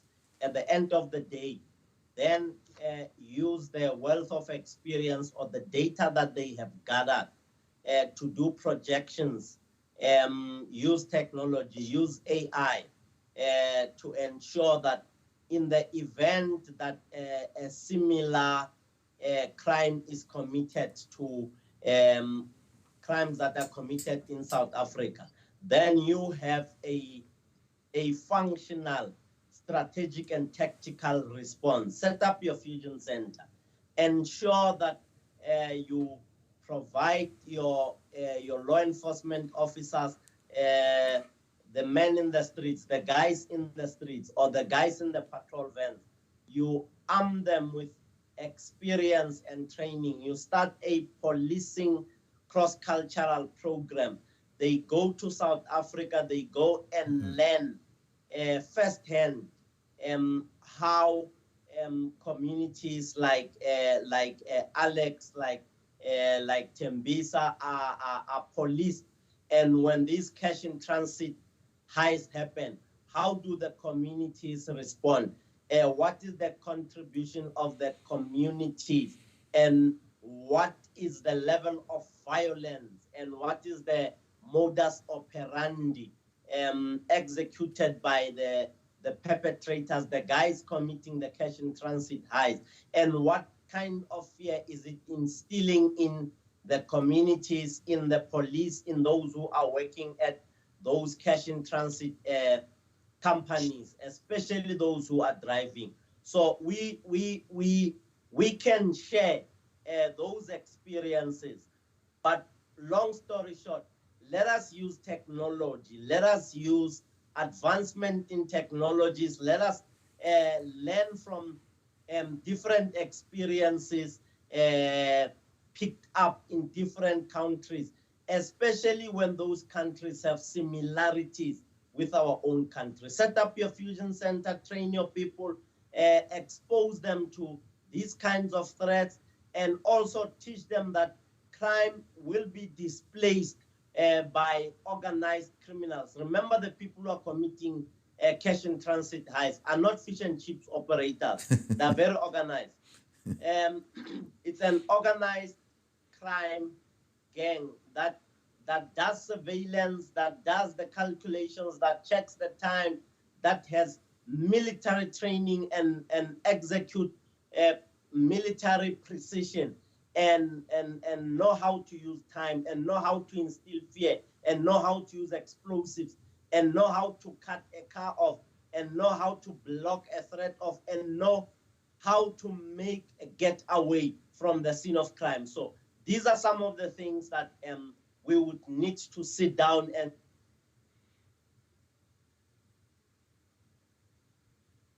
I think we, Did we lose Andy? yeah, I think we lost your picture too. Yeah, he's back. Can you still hear me? Yes, we can hear you. Yeah, you're back. Yes, we can hear you. We can hear you. Hey, you know, Andy, let me show you. There's a streaming. There's a streaming problem. You can hear me. I can see you as well. All right. Can you hear me? Andy? Andy, can you hear any of I us? can hear you, but I can't see both of you. Well, I can see. I can see you. I Hold can on. hear you, but I can't. All right, hold on. We're getting a call. Caller, good afternoon. Welcome to Reason with Rattigan. Your picture too. Hello? Yeah, he's back. Can you still hear me? Yes, we can hear you. Caller. Oh. Gone. Yes, Andy, can you hear me? All right, if you can hear me, you can just chime in. I can see it. Okay. Okay, we're back. Yes? No? Yeah, I can hear you. I can see you. Have. You can see me now?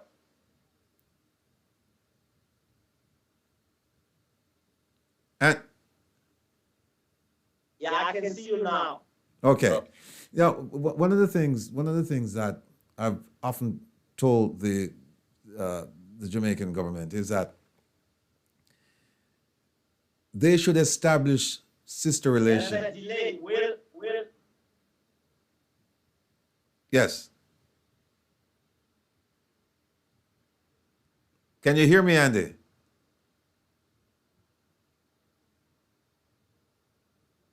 I think he's having There interference. is a delay. All right. Can you, Herb? Maybe I think he can hear you better than he can me. Can you please tell him to sign out and I come can back in? hear you. You can hear me? Yeah, he's hearing you. He's hearing you, but it's a delay broadcast. Huh. You want him to sign out and sign back I in? was just gonna tell him to sign out and sign back in. Yeah. If that will help, Andy, can you sign out and sign back in?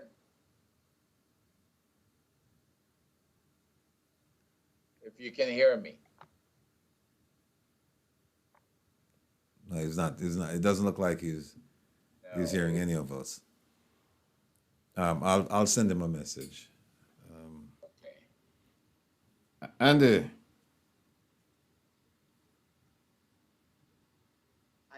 I can see you. Okay, can you sign out and sign back in, Andy? See if that will Yes, sir. help. Oh, you did. Hey, folks, this is one for the what's it? The cutting room. So this will be edited. So please bear with us. Oh, he's out. Let me just see if he's gonna come back Did in. your caller get cut off too? Yes. Yes. Yeah. Okay. All right. Let me continue the conversation until he gets back. They have some serious crimes being committed in South Africa. Two of the most serious ones are ATM bombings and cash in transit heists. That's when cash in transit heists, as the name implies, that's when armored car robberies take place. Problem is that in South Africa, the criminals have developed a strategy where they use explosives, which they acquire from the mines, and so they're able and it looks like some kind of they're getting some kind of police or military training because they're efficient in blocking these armored car vehicles, and then they also and it's a team of these guys, always, never two or three people, and so they'll block the roads actually, and they'll get these vehicles in a position where they can't move, and then they'll attach explosives to the vehicle, and then boom. I mean, it's horrific when you watch some of these videos, and as the guards, they have no place to go. They're discombobulated being inside this inside the vehicle, so they have to come out because it's been blown up, and when they come out, they're shot to death, and then the vehicles come up, they take the money, and they're gone, and it happens in a flash, and that's the end of that. The ATM bombings, yeah, Military precision. right, Military precision. right, and the ATM bombings, it's funny because when they first started doing it, they would blow up the machines, and they would destroy the cash, or they would hurt people in the location where the machine was located. And then over the years, they refined it to the point where now they're able to put just enough explosives to blow it apart, but not destroy the cash. But people are still getting hurt from this. And I'm hearing reports that explosives are in Jamaica. Don't know if it's true, and I don't know the quantity. But criminals learn their trade for the most part in the university called prison, right? Yeah. So they go there and they learn from each other. And what I'm afraid of is that at some point, some of these criminal techniques, they will occur in Jamaica, and then it's going to be a sad day. If you do not have, and we've been preaching this for years, you need a fusion center. If they don't know how to operate one, they can call me. I'll do it, my people. I'll do it for free. I've got Herb Nelson here, who has a ton of experience working with fusion centers and fusion center materials. So do I. And I'm sure Herb wouldn't hesitate to go down and say, okay, here's how you set it up. This is what you need to do. Here's how you track stuff. Here's how you measure here's how you do your requirements. Here's how you do your collection. Here's how you do your analysis. Here's how you do your dissemination. All of those things, the complete intelligence cycle, we're very, very familiar with it. And they have a semblance of fusion centers in Jamaica, but they're not fusing anything because in Jamaica they're still operating in silos. What do I mean by that? Meaning that if information, That's another problem. the big problem. That's another problem where police community partnerships, or let me just put it as law enforcement agencies, when this unit wants to be recognized more than the other units, that's where your problem starts.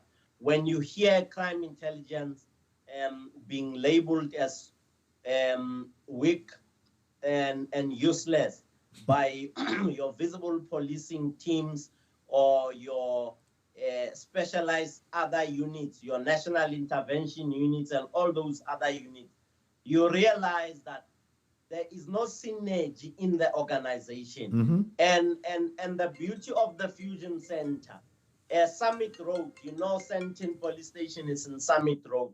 The whole of Summit Road until you go through to Bryanston, there are cameras. Those cameras dovetail or converge at the Fusion Center in Randburg.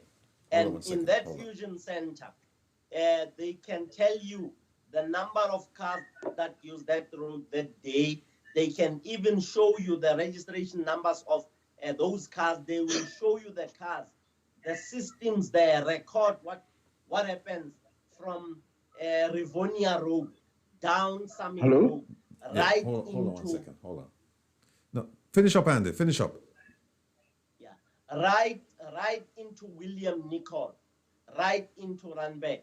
And now, when you look at the policing establishment, SAPS, they do not have that kind of technology. They do not have that kind of a mindset where you operate like what the Chinese did in 2015. In 2015, China had about 490,000 cameras. Those cameras belong to ordinary people like Hep and myself and the gentleman across the street. Hello, Mr. You Rattigan. were requested by law Hold on 1 second. to make sure Hold on 1 that second. your cameras fit into the Fusion Center. Well, So that let me stop you there, Andy. They have a program like that in Jamaica. It's called Jamaica Eye. But people have referred to it laughingly as Jamaica Blind, saying that the eye doesn't work because it depends heavily on citizen participation. And there's a culture in Jamaica that says informers must die, informer for dead. And so people are afraid. And in fact, people have been killed for keeping the cameras up. And so there's a whole mindset, a sea wave change that we have to deal with before we can even get to that. But before you go any further, I have a call. Caller, go ahead, please. Hello? Hello?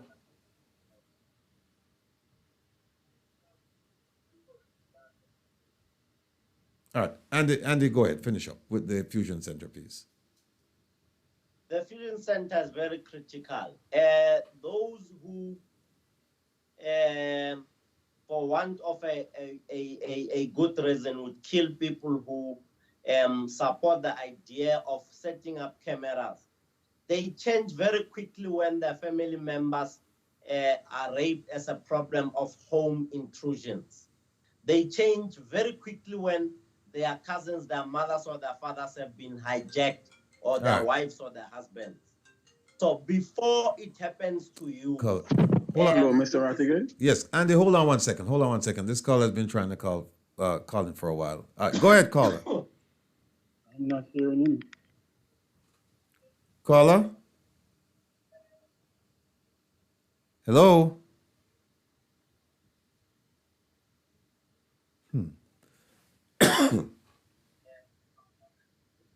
There's something wrong with the caller's line. It's not getting through. Yes, Andy. Fusion Center. the Fusion Center is very important. Citizen participation is very important so that you don't become the victim. Today, you may not necessarily be the victim, but in the absence of a technology, in the absence of advancement, in the absence of an advanced system that can save your life, you might be a victim of crime. So it is important that community participation be informed not by your fears and not be informed by the illegal gun that you have and your commission or perpetration of crime. It must be informed by safety and security. You know, in South Africa, we have the National Development Plan 2030. Chapter 12 of the National Development Plan says by 2030, the people of this country, South Africa, must be feeling safe and they must actually be safe. So it is important that we look at some of these things and say, how do we transport them? How do we export them to places like Jamaica? How do we make sure that by 2030, the people are safe and secure? And what kind of technologies, what kind of systems must be put in place so that the people must be safe? I looked at your homicides. I looked at your murders. I looked at the police stations that were registering an increase in murders. And my mindset to me, we need in that particular place, we need to look at what informs the hotspot of murder. Excuse me. St. Mary in 2022 recorded an increase in murder of 15% compared to one murder in 2021. St. Mary Police Division, I'm sure that is a police station, followed by Trelawney. Yeah. 13 killings in 2022 compared to 3 murders in 2021. And then the third one was Westmoreland Police Division. In 2020, they had 42 murders. In 2021, they had only 18 murders. Yeah, hold that point, Andy. Caller, can you hear us? Can you hear me? Hello? Can you hear me? Hello? Hello? Go ahead, Andy. The fourth one, the last one that I did my benchmark on, I took 4 in doing my analysis after my research. Portland Police Division, there was 100% increase in 2022. In 2021, there were 4 murders. In 2022, there were 4 murders. This is now murders reported to Portland Police Division. I'm sure it's a police station. So it tells you in 2021, the homicide rate nearly reached 50 people, 50 per 100 that's high. people. Yeah, that's high. That's high. In 2021, there were 1,461 killings in Jamaica. Right. Now, here's one of the things. These are the stats. These are the stats that are released by JCF. And when you look at the stats released by Statista Research Department, you realize there is a discrepancy. I'm sure, obviously, some of the crimes would have been reported.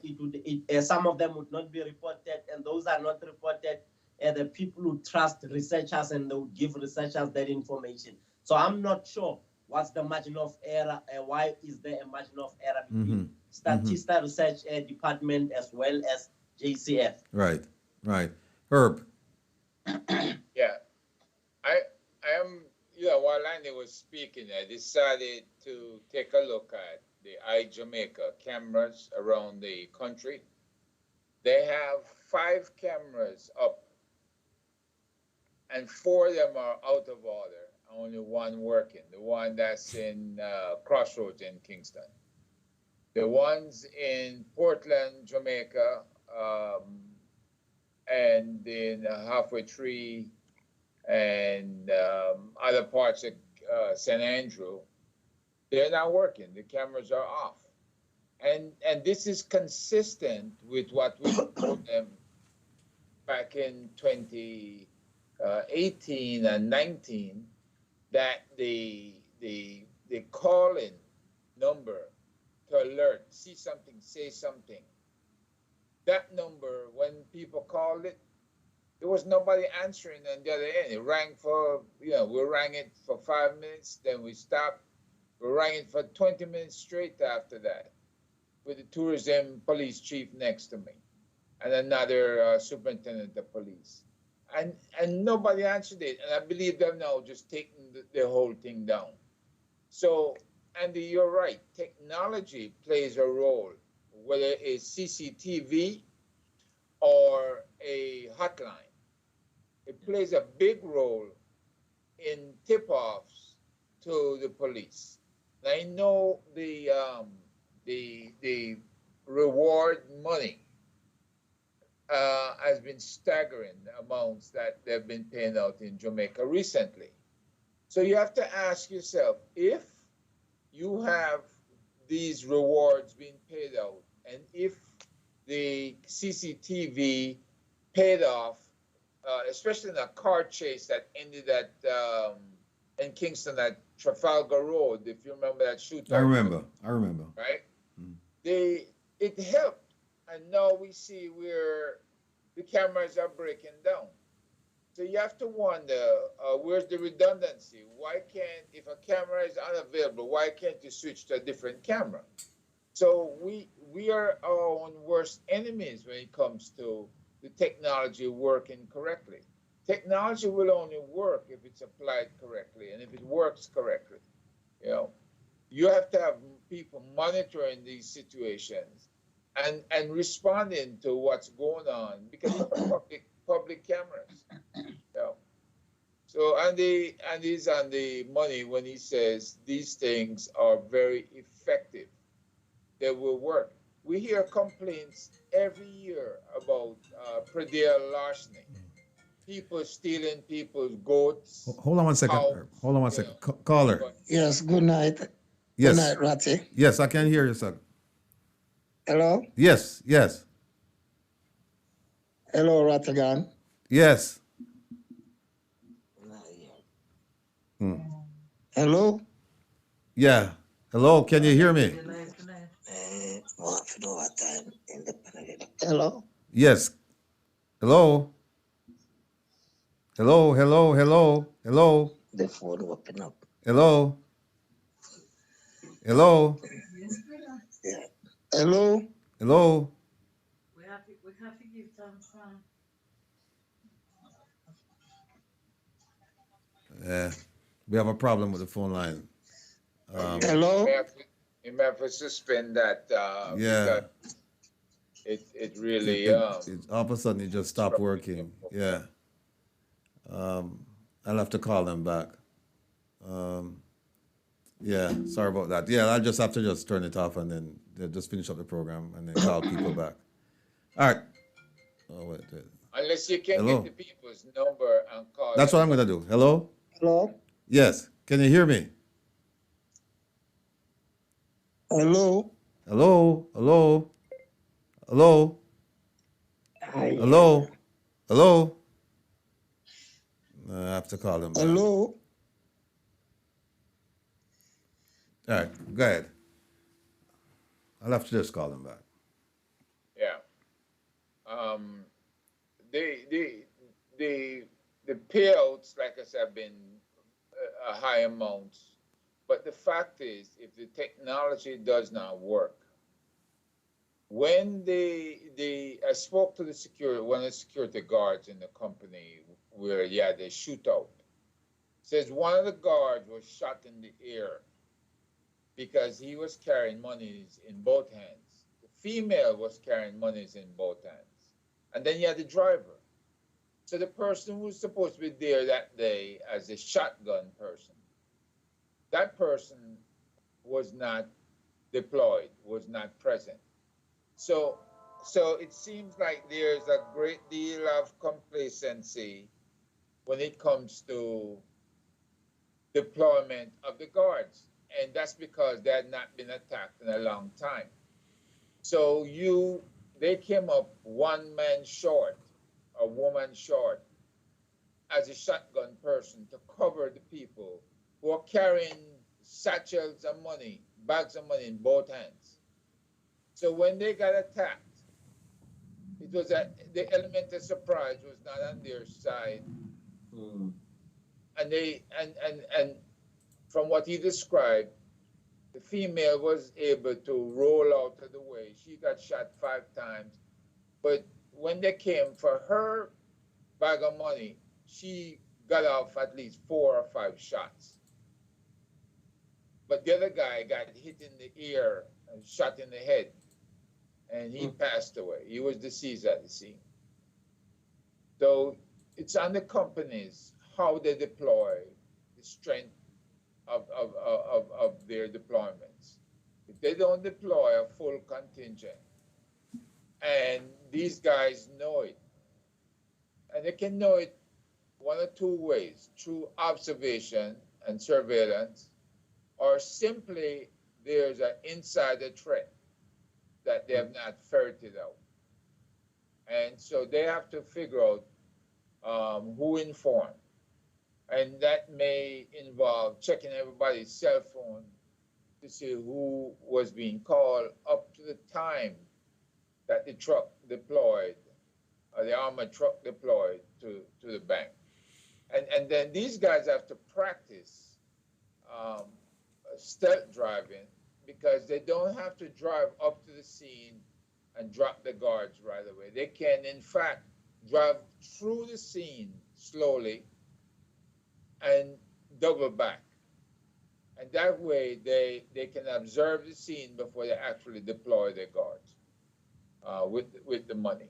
Because if you carry money in your hands, you don't have time to react to scanning the horizon to see what's happening and taking action. Well, So you do need these cameras. You do need the fusion center watching the video and telling the truck driver what's going on before he releases the guards with the money. so there's essentially a tactical failure then. It's a tactical failure, yes. All right, let me ask Ambassador Mashile a question. A caller wanted to find out. Actually, you know him. It's Mr. Tavares. He wants to find out what advice would you give CARICOM leaders going into Haiti? I'm not sure if you're familiar with the situation unfolding in Haiti. I'm informed. Yes. You are informed, yes. So the question then is, what kind of advice would you give CARICOM leaders about going into Haiti at this time? Haiti is a hotspot that needs to be stabilized and that needs to be normalized. Two things that they would need to do, I've already addressed them. Anything and everything that is going to be done in the first place,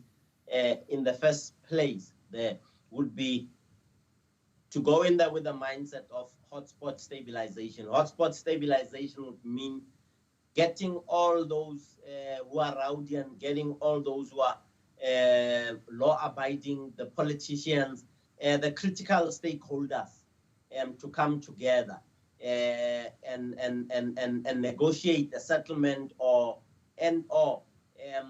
ensure that you pick up as much intelligence as you can so that you are able to see what is it that motivates the chaos that's in the country.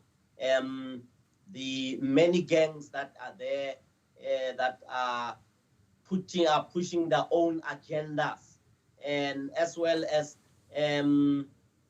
double checking if these are not economic hitman tactics. The three of us, the four of us on this discussion know that there are countries that would send economic hitmen to go and get titanium from Haiti or whatever. If Haiti does not want to play the game, they destabilize. So to ensure that the stabilization, you would need to get that information and ensure that after you have received that intelligence, you are now able to take that information, crash it into some kind of a recipe or a plan, a roadmap that would deal with a normalization of the situation. Let me switch gears and ask you about resources, police resources. When I lived in South Africa, the SAPS, the South African Police Service, was comprised of approximately, I think it was 97,000 people. 197,000, yes. 100, the total number was 197, 196. That's the time when you were in SA, yes. 197,000 people. Yeah. Okay. Now, that's and at that time, I think South Africa had a population of about 52 million. I think this was about 10 years ago, 53 million, somewhere around there. All right. Between 40 and 50 million, yes. Okay. Now, there's a report coming out. Well, first up, the JCF has about 11,000 plus members. In order for it to be fully effective and functional, it has to, we've been told that they need about 16 to 17,000 people to police a country of a little over 4,000 square miles, 4,400 and something square miles, and less than 3 million people. Now, we're being told that they're losing about 400 members every year. Now, keep in mind, they only have 11,000, around 11,000 thereabouts. And they're losing about 400 members each year. Now, they're recruiting, but you're getting recruits who are, of course, by the very term recruits, that tells you that they're not experienced, right? So they're losing 400, and you can assume that there are some very, very experienced people that they're losing. And the Deputy Commissioner of Police in charge of administration, based on what I'm being told, and I'm reading it here, said it is not of concern. What's your take on something like that? You need 16,000, you have 11,000, you're losing 400. What would be your advice to the JCF? I would go into that admin office and take all of the files of the exit interviews. The exit interviews will tell me what is the reason why we're losing 400 per month. And from those reasons that I've picked up. Per year, I think they're losing 400, but go ahead. Yeah, per year. I would sit down and go through those files where exit interviews are done and find the reasons why. When I know what the reasons are for the members to leave, I can stem the tide. But the thing is, and Herb, you can chime in on this. You'd think that that's something that they would do, that they would look at the exit files to say, okay. Well, I mean, it would be a big assumption on our part. Well, to think that they're that well organized, and they do in fact do exit interviews. They should be a designated officer, senior officer, in every division to ensure, because it's only 400 people, and you have 365 days in the year. So I would think that even if you did it all with 200 days, that's 2 officers per day over 200 days, working days. So you could get to these people and you could find out what creates the situation where people want to leave. And The if, other reason would be natural attrition. yeah, And the other thing would be death of police officers, death of members. Your natural attrition should actually be planned for, because you would know that will is going to be 100 years in the next 2 days or in the next 2 weeks, and then you would need to put a replacement. an opening in place. Yes, and you would, in your planning, in your last financial year, you would have known that so many people are going on retirement, they're going on pension, and your next budget, your next operational budget would then take into consideration those gaps that you are going to experience, and you close them down. Unless if the members go away on ill health, they suffer from terminal diseases, and you can't kick them out of the job. You have to allow them to go through the process. Some of them go away because of medical unfitness or that kind of stuff. So, like I said, your exit interview will tell me what the problem is, and then we can advise the administration there. 400 per annum, it's a lot. It's a lot, considering that you only have 11,000. You know. Yeah, and also taking into consideration the experience in terms of the combined operational years or age of those individuals. How many years have they been working at JCF? Two of them have been there. The other one was there for 15 years. The other one was there for 20 years. So you are losing 35 years of experience, and you are not going to be able to capture it quickly with the new recruits that come out of college. And you then need to go to those officers who are retired and say, please spend some time with the new recruits. Like it happened, Will, when you left. Subs went to the from a certain rank, I can't remember off by head now, to say, guys, come through, we need you, there's a shortfall. So long story short, I think the challenges that JCF is experiencing would be they are undermanned or understaffed, and that would be one of the reasons that would lead to opportunistic organized criminals and fish and chips operators thinking that they're be all and they're be all in the street and committing crime.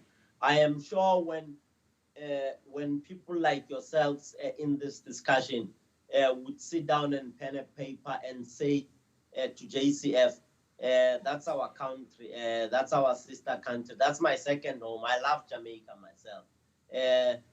This is food for thought, and this is how it works, and we have done it somewhere else. Try it in your country. You know, that's an interesting point, and we touched on it earlier, is that Jamaica should form sister relationships with some of these countries on the African continent, because some of the problems are similar, but the thing is, the difference is that some of these countries, they're coming up with innovative ways, and Jamaica may have an innovative way that just needs tweaking. And so they just need to sit down with each other and kind of compare and contrast and reach some resolution as to how they're going to deal with the problem. Now, there is a Jamaican, there is a diplomatic presence in South Africa, in Pretoria, in fact. There's a high commission there. Would you be willing to work with them to get to the JCF to provide whatever assistance you can and work it through with the SAPs? Because you and I both know Indosama Guy, Beketele. You and I both know him.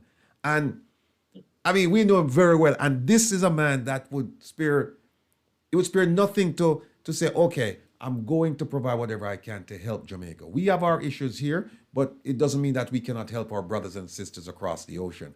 But for some reason, the Jamaican government has just decided to insulate itself by saying that they have some of the best investigators in North America, and that, you know, they really don't need any help. And the diaspora, time and time again, has offered to help, and that assistance has been rejected roundly.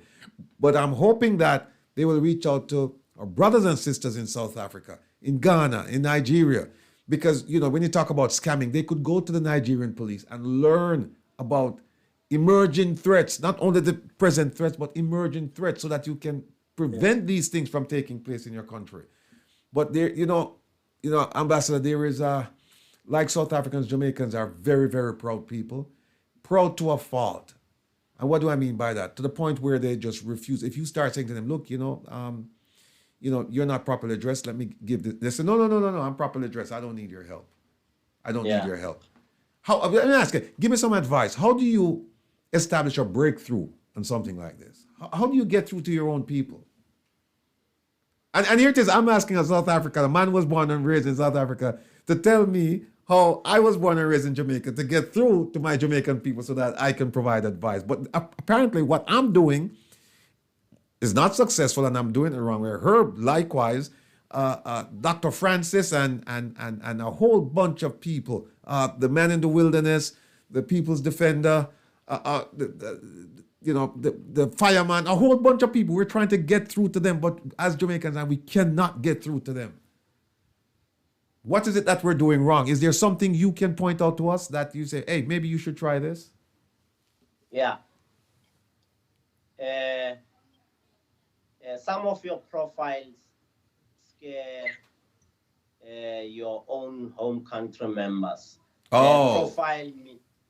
Profile meaning your achievements, your successes. I have seen that with some of my friends in SA. I'm referring to Mzwandile Petros. I know General Petros very well. Mm-hmm. Yes, I am referring to General Gela. You know that gentleman would not sleep. We would hop into a helicopter now. I think now it's almost, for me, it's almost midnight or 1 a.m. I'm not sure what time it is. We would fly over Gauteng and look at the areas where the blue lights are not visible. And the station commander would be called. You would be dragged out of bed at 1 a.m., put uniform, go to Midrand, and you'd arrive there fully fledged. The general would be in his uniform, I would be in my suit. And the general would say, Mhlegazi, meaning the honorable station commander. We just called to tell you, we just called you here to the operation, to the 10-1 operation, emergency operation center. We just want to tell you that we flew over your area. There are no blue lights. Please go to the station and ensure that all of your cars have the blue light switched on. And you know how angry the station commanders would be. But look at the results. Station commanders were angry. People from Kane's unit, flying squad, K9, your detectives, all of them were solid against criminals. That's why you were able to stop ATM bombings. That's why you were able to stop cash in transit heists. That's why you were able to stop to zero bank robberies.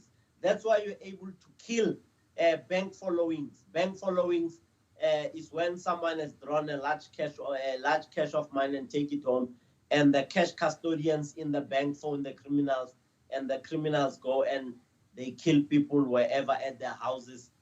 December time when societies split the money that they have saved as a group. Those were nicked out. Those were knocked out of the game space of criminals. Now it says to you and I will, and we have a responsibility to ensure that we use systems. We go back and we look at the successes of Gauteng between 2010 and 2013. What is it that made Gauteng so successful in terms of combating and preventing crime? Andy, I'm looking at a book here that's for the it talks about it lays out what the JCF is supposed to do. And just in case anybody is wondering, it's not a classified document. It's unclassified actually. But it talks about performance management across the government, right? And then when I read it and I started thinking about what the police in Jamaica are doing, they're not following. They're not following most of this. So, like you were just talking about, a disciplined police force, disciplined to the point where you would go up. And I remember when this Ndose guy used to do it, they would go up and they would fly over Gauteng and they would look to see where cars are positioned. And like you said, if they didn't see blue lights, they'd be held to pay, right? Yes. But that shows commitment. It shows somebody who cares, right? Because he could have stayed home in bed, right? He could have stayed Yes. home and just said, the hell with it. But at midnight, he's up in the air flying around saying, okay, where are my policemen stationed? What are they doing? Right? And then he would make surprise visits to the police stations as well. Yes. I You're know right. he used to do this, right? And Yes. And ye- you'd find General Gela, the Deputy Provincial Commissioner, Major General, hopping into one of the flying squad cars saying, I want to see what you guys are doing. right. Yes. I don't think that discipline. I don't think that people in Jamaica, police officials, that they're following this performance management protocol. They're not, and so the people in Jamaica are suffering, my brother. I'm telling you, they're suffering, and every now and again a politician will come out and they'll say, like they're saying now, that crime, murder rate is down 20%. But the question is, do people feel safe? And the overwhelming response is no, we don't feel safe. And how do we feel safe? And it's going to take a restructuring, a reorganizing of the JCF. And there are forces that are vehemently opposed to it because they benefit from the structure that's in place right now because it's outdated. There's no responsibility there in terms of reporting. How do you report? To whom do you report? When do you report? It's very, very limited. They're using a system that was designed back in the 1870s to deal with crime now. They've tinkered around the edges in terms of reorganizing. I'll give them credit for that. They have, but it's only tinkered. They have tinkered around the edges. They haven't gone in and do what's necessary and reorganize this. Go ahead, please. Will, I would be happy the day I hear you and my people in Beckersdale, in Soweto, in Alex. The day you tell me that you saw a police van in Jamaica and in Alex or Tembisa, I would be happy to hear you tell me that you saw the police officers in the van operating a drone. That drone would go into dark spots. It would be having infrared cameras that would pick up people who are doing things in the dark. I'll be happy to hear you tell me that technology is used at the ordinary police station. I don't know if I were to visit Jamaica and I go and open up a case of cybercrime, whether I would get the same response that I get from Senton Police Station or the police station from my home community in Beckersdale. I am not sure because of the leadership and understanding or lack of knowledge of technology and how they can use it to benefit our communities in SA and in Jamaica. I will be happy the day when I am stopped at a roadblock and I'm requested to put my hand on a morpher touch. I'm on some kind of a pad or an iPad. Put your hand there so that I can see if your fingerprints do not reflect on the Interpol's I-247 system. I can know that you are not a fugitive from justice in Ghana, in Italy, in Nigeria, in Australia, in Jamaica, in the US, in Mexico. When we are able to use technology to identify someone from the fingerprints at the roadblock, I'll be happy. I'm not impressed seeing police officers with traffic officers out there busy on the 13-7 roadblock checking the discs.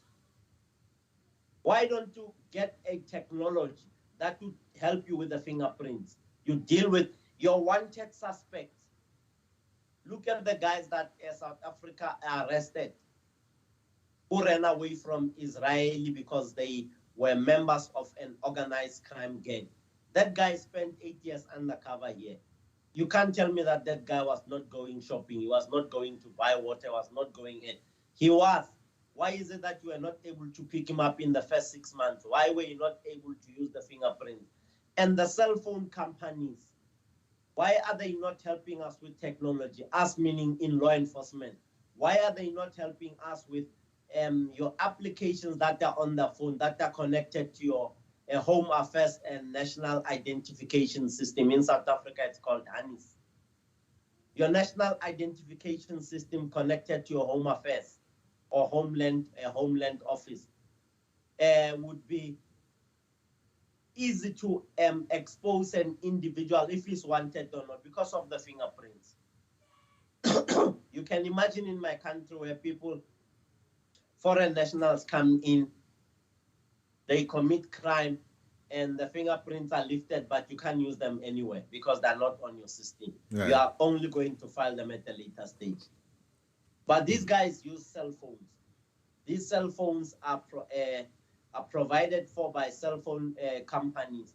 Those companies have an obligation from a public-private partnership to have a crime combating and crime preventing mindset by having applications on the phones that will help us identify us, once again, smartphones, law enforcement agencies, not any Tom, Dick, and Harry in the street.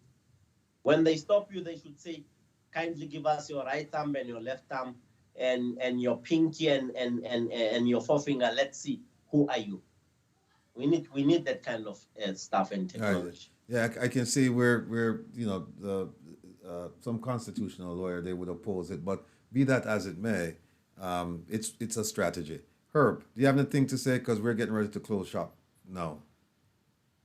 Yeah, I mean, and these are the ideas that we pass to the government back in 2016, and since then we have written to both the police commissioner and then Rocky Mead, who ran the chief of defense staff, because the U.S. has developed the technology where you can scan the iris and other biometrics, the fingerprint, DNA, what have you.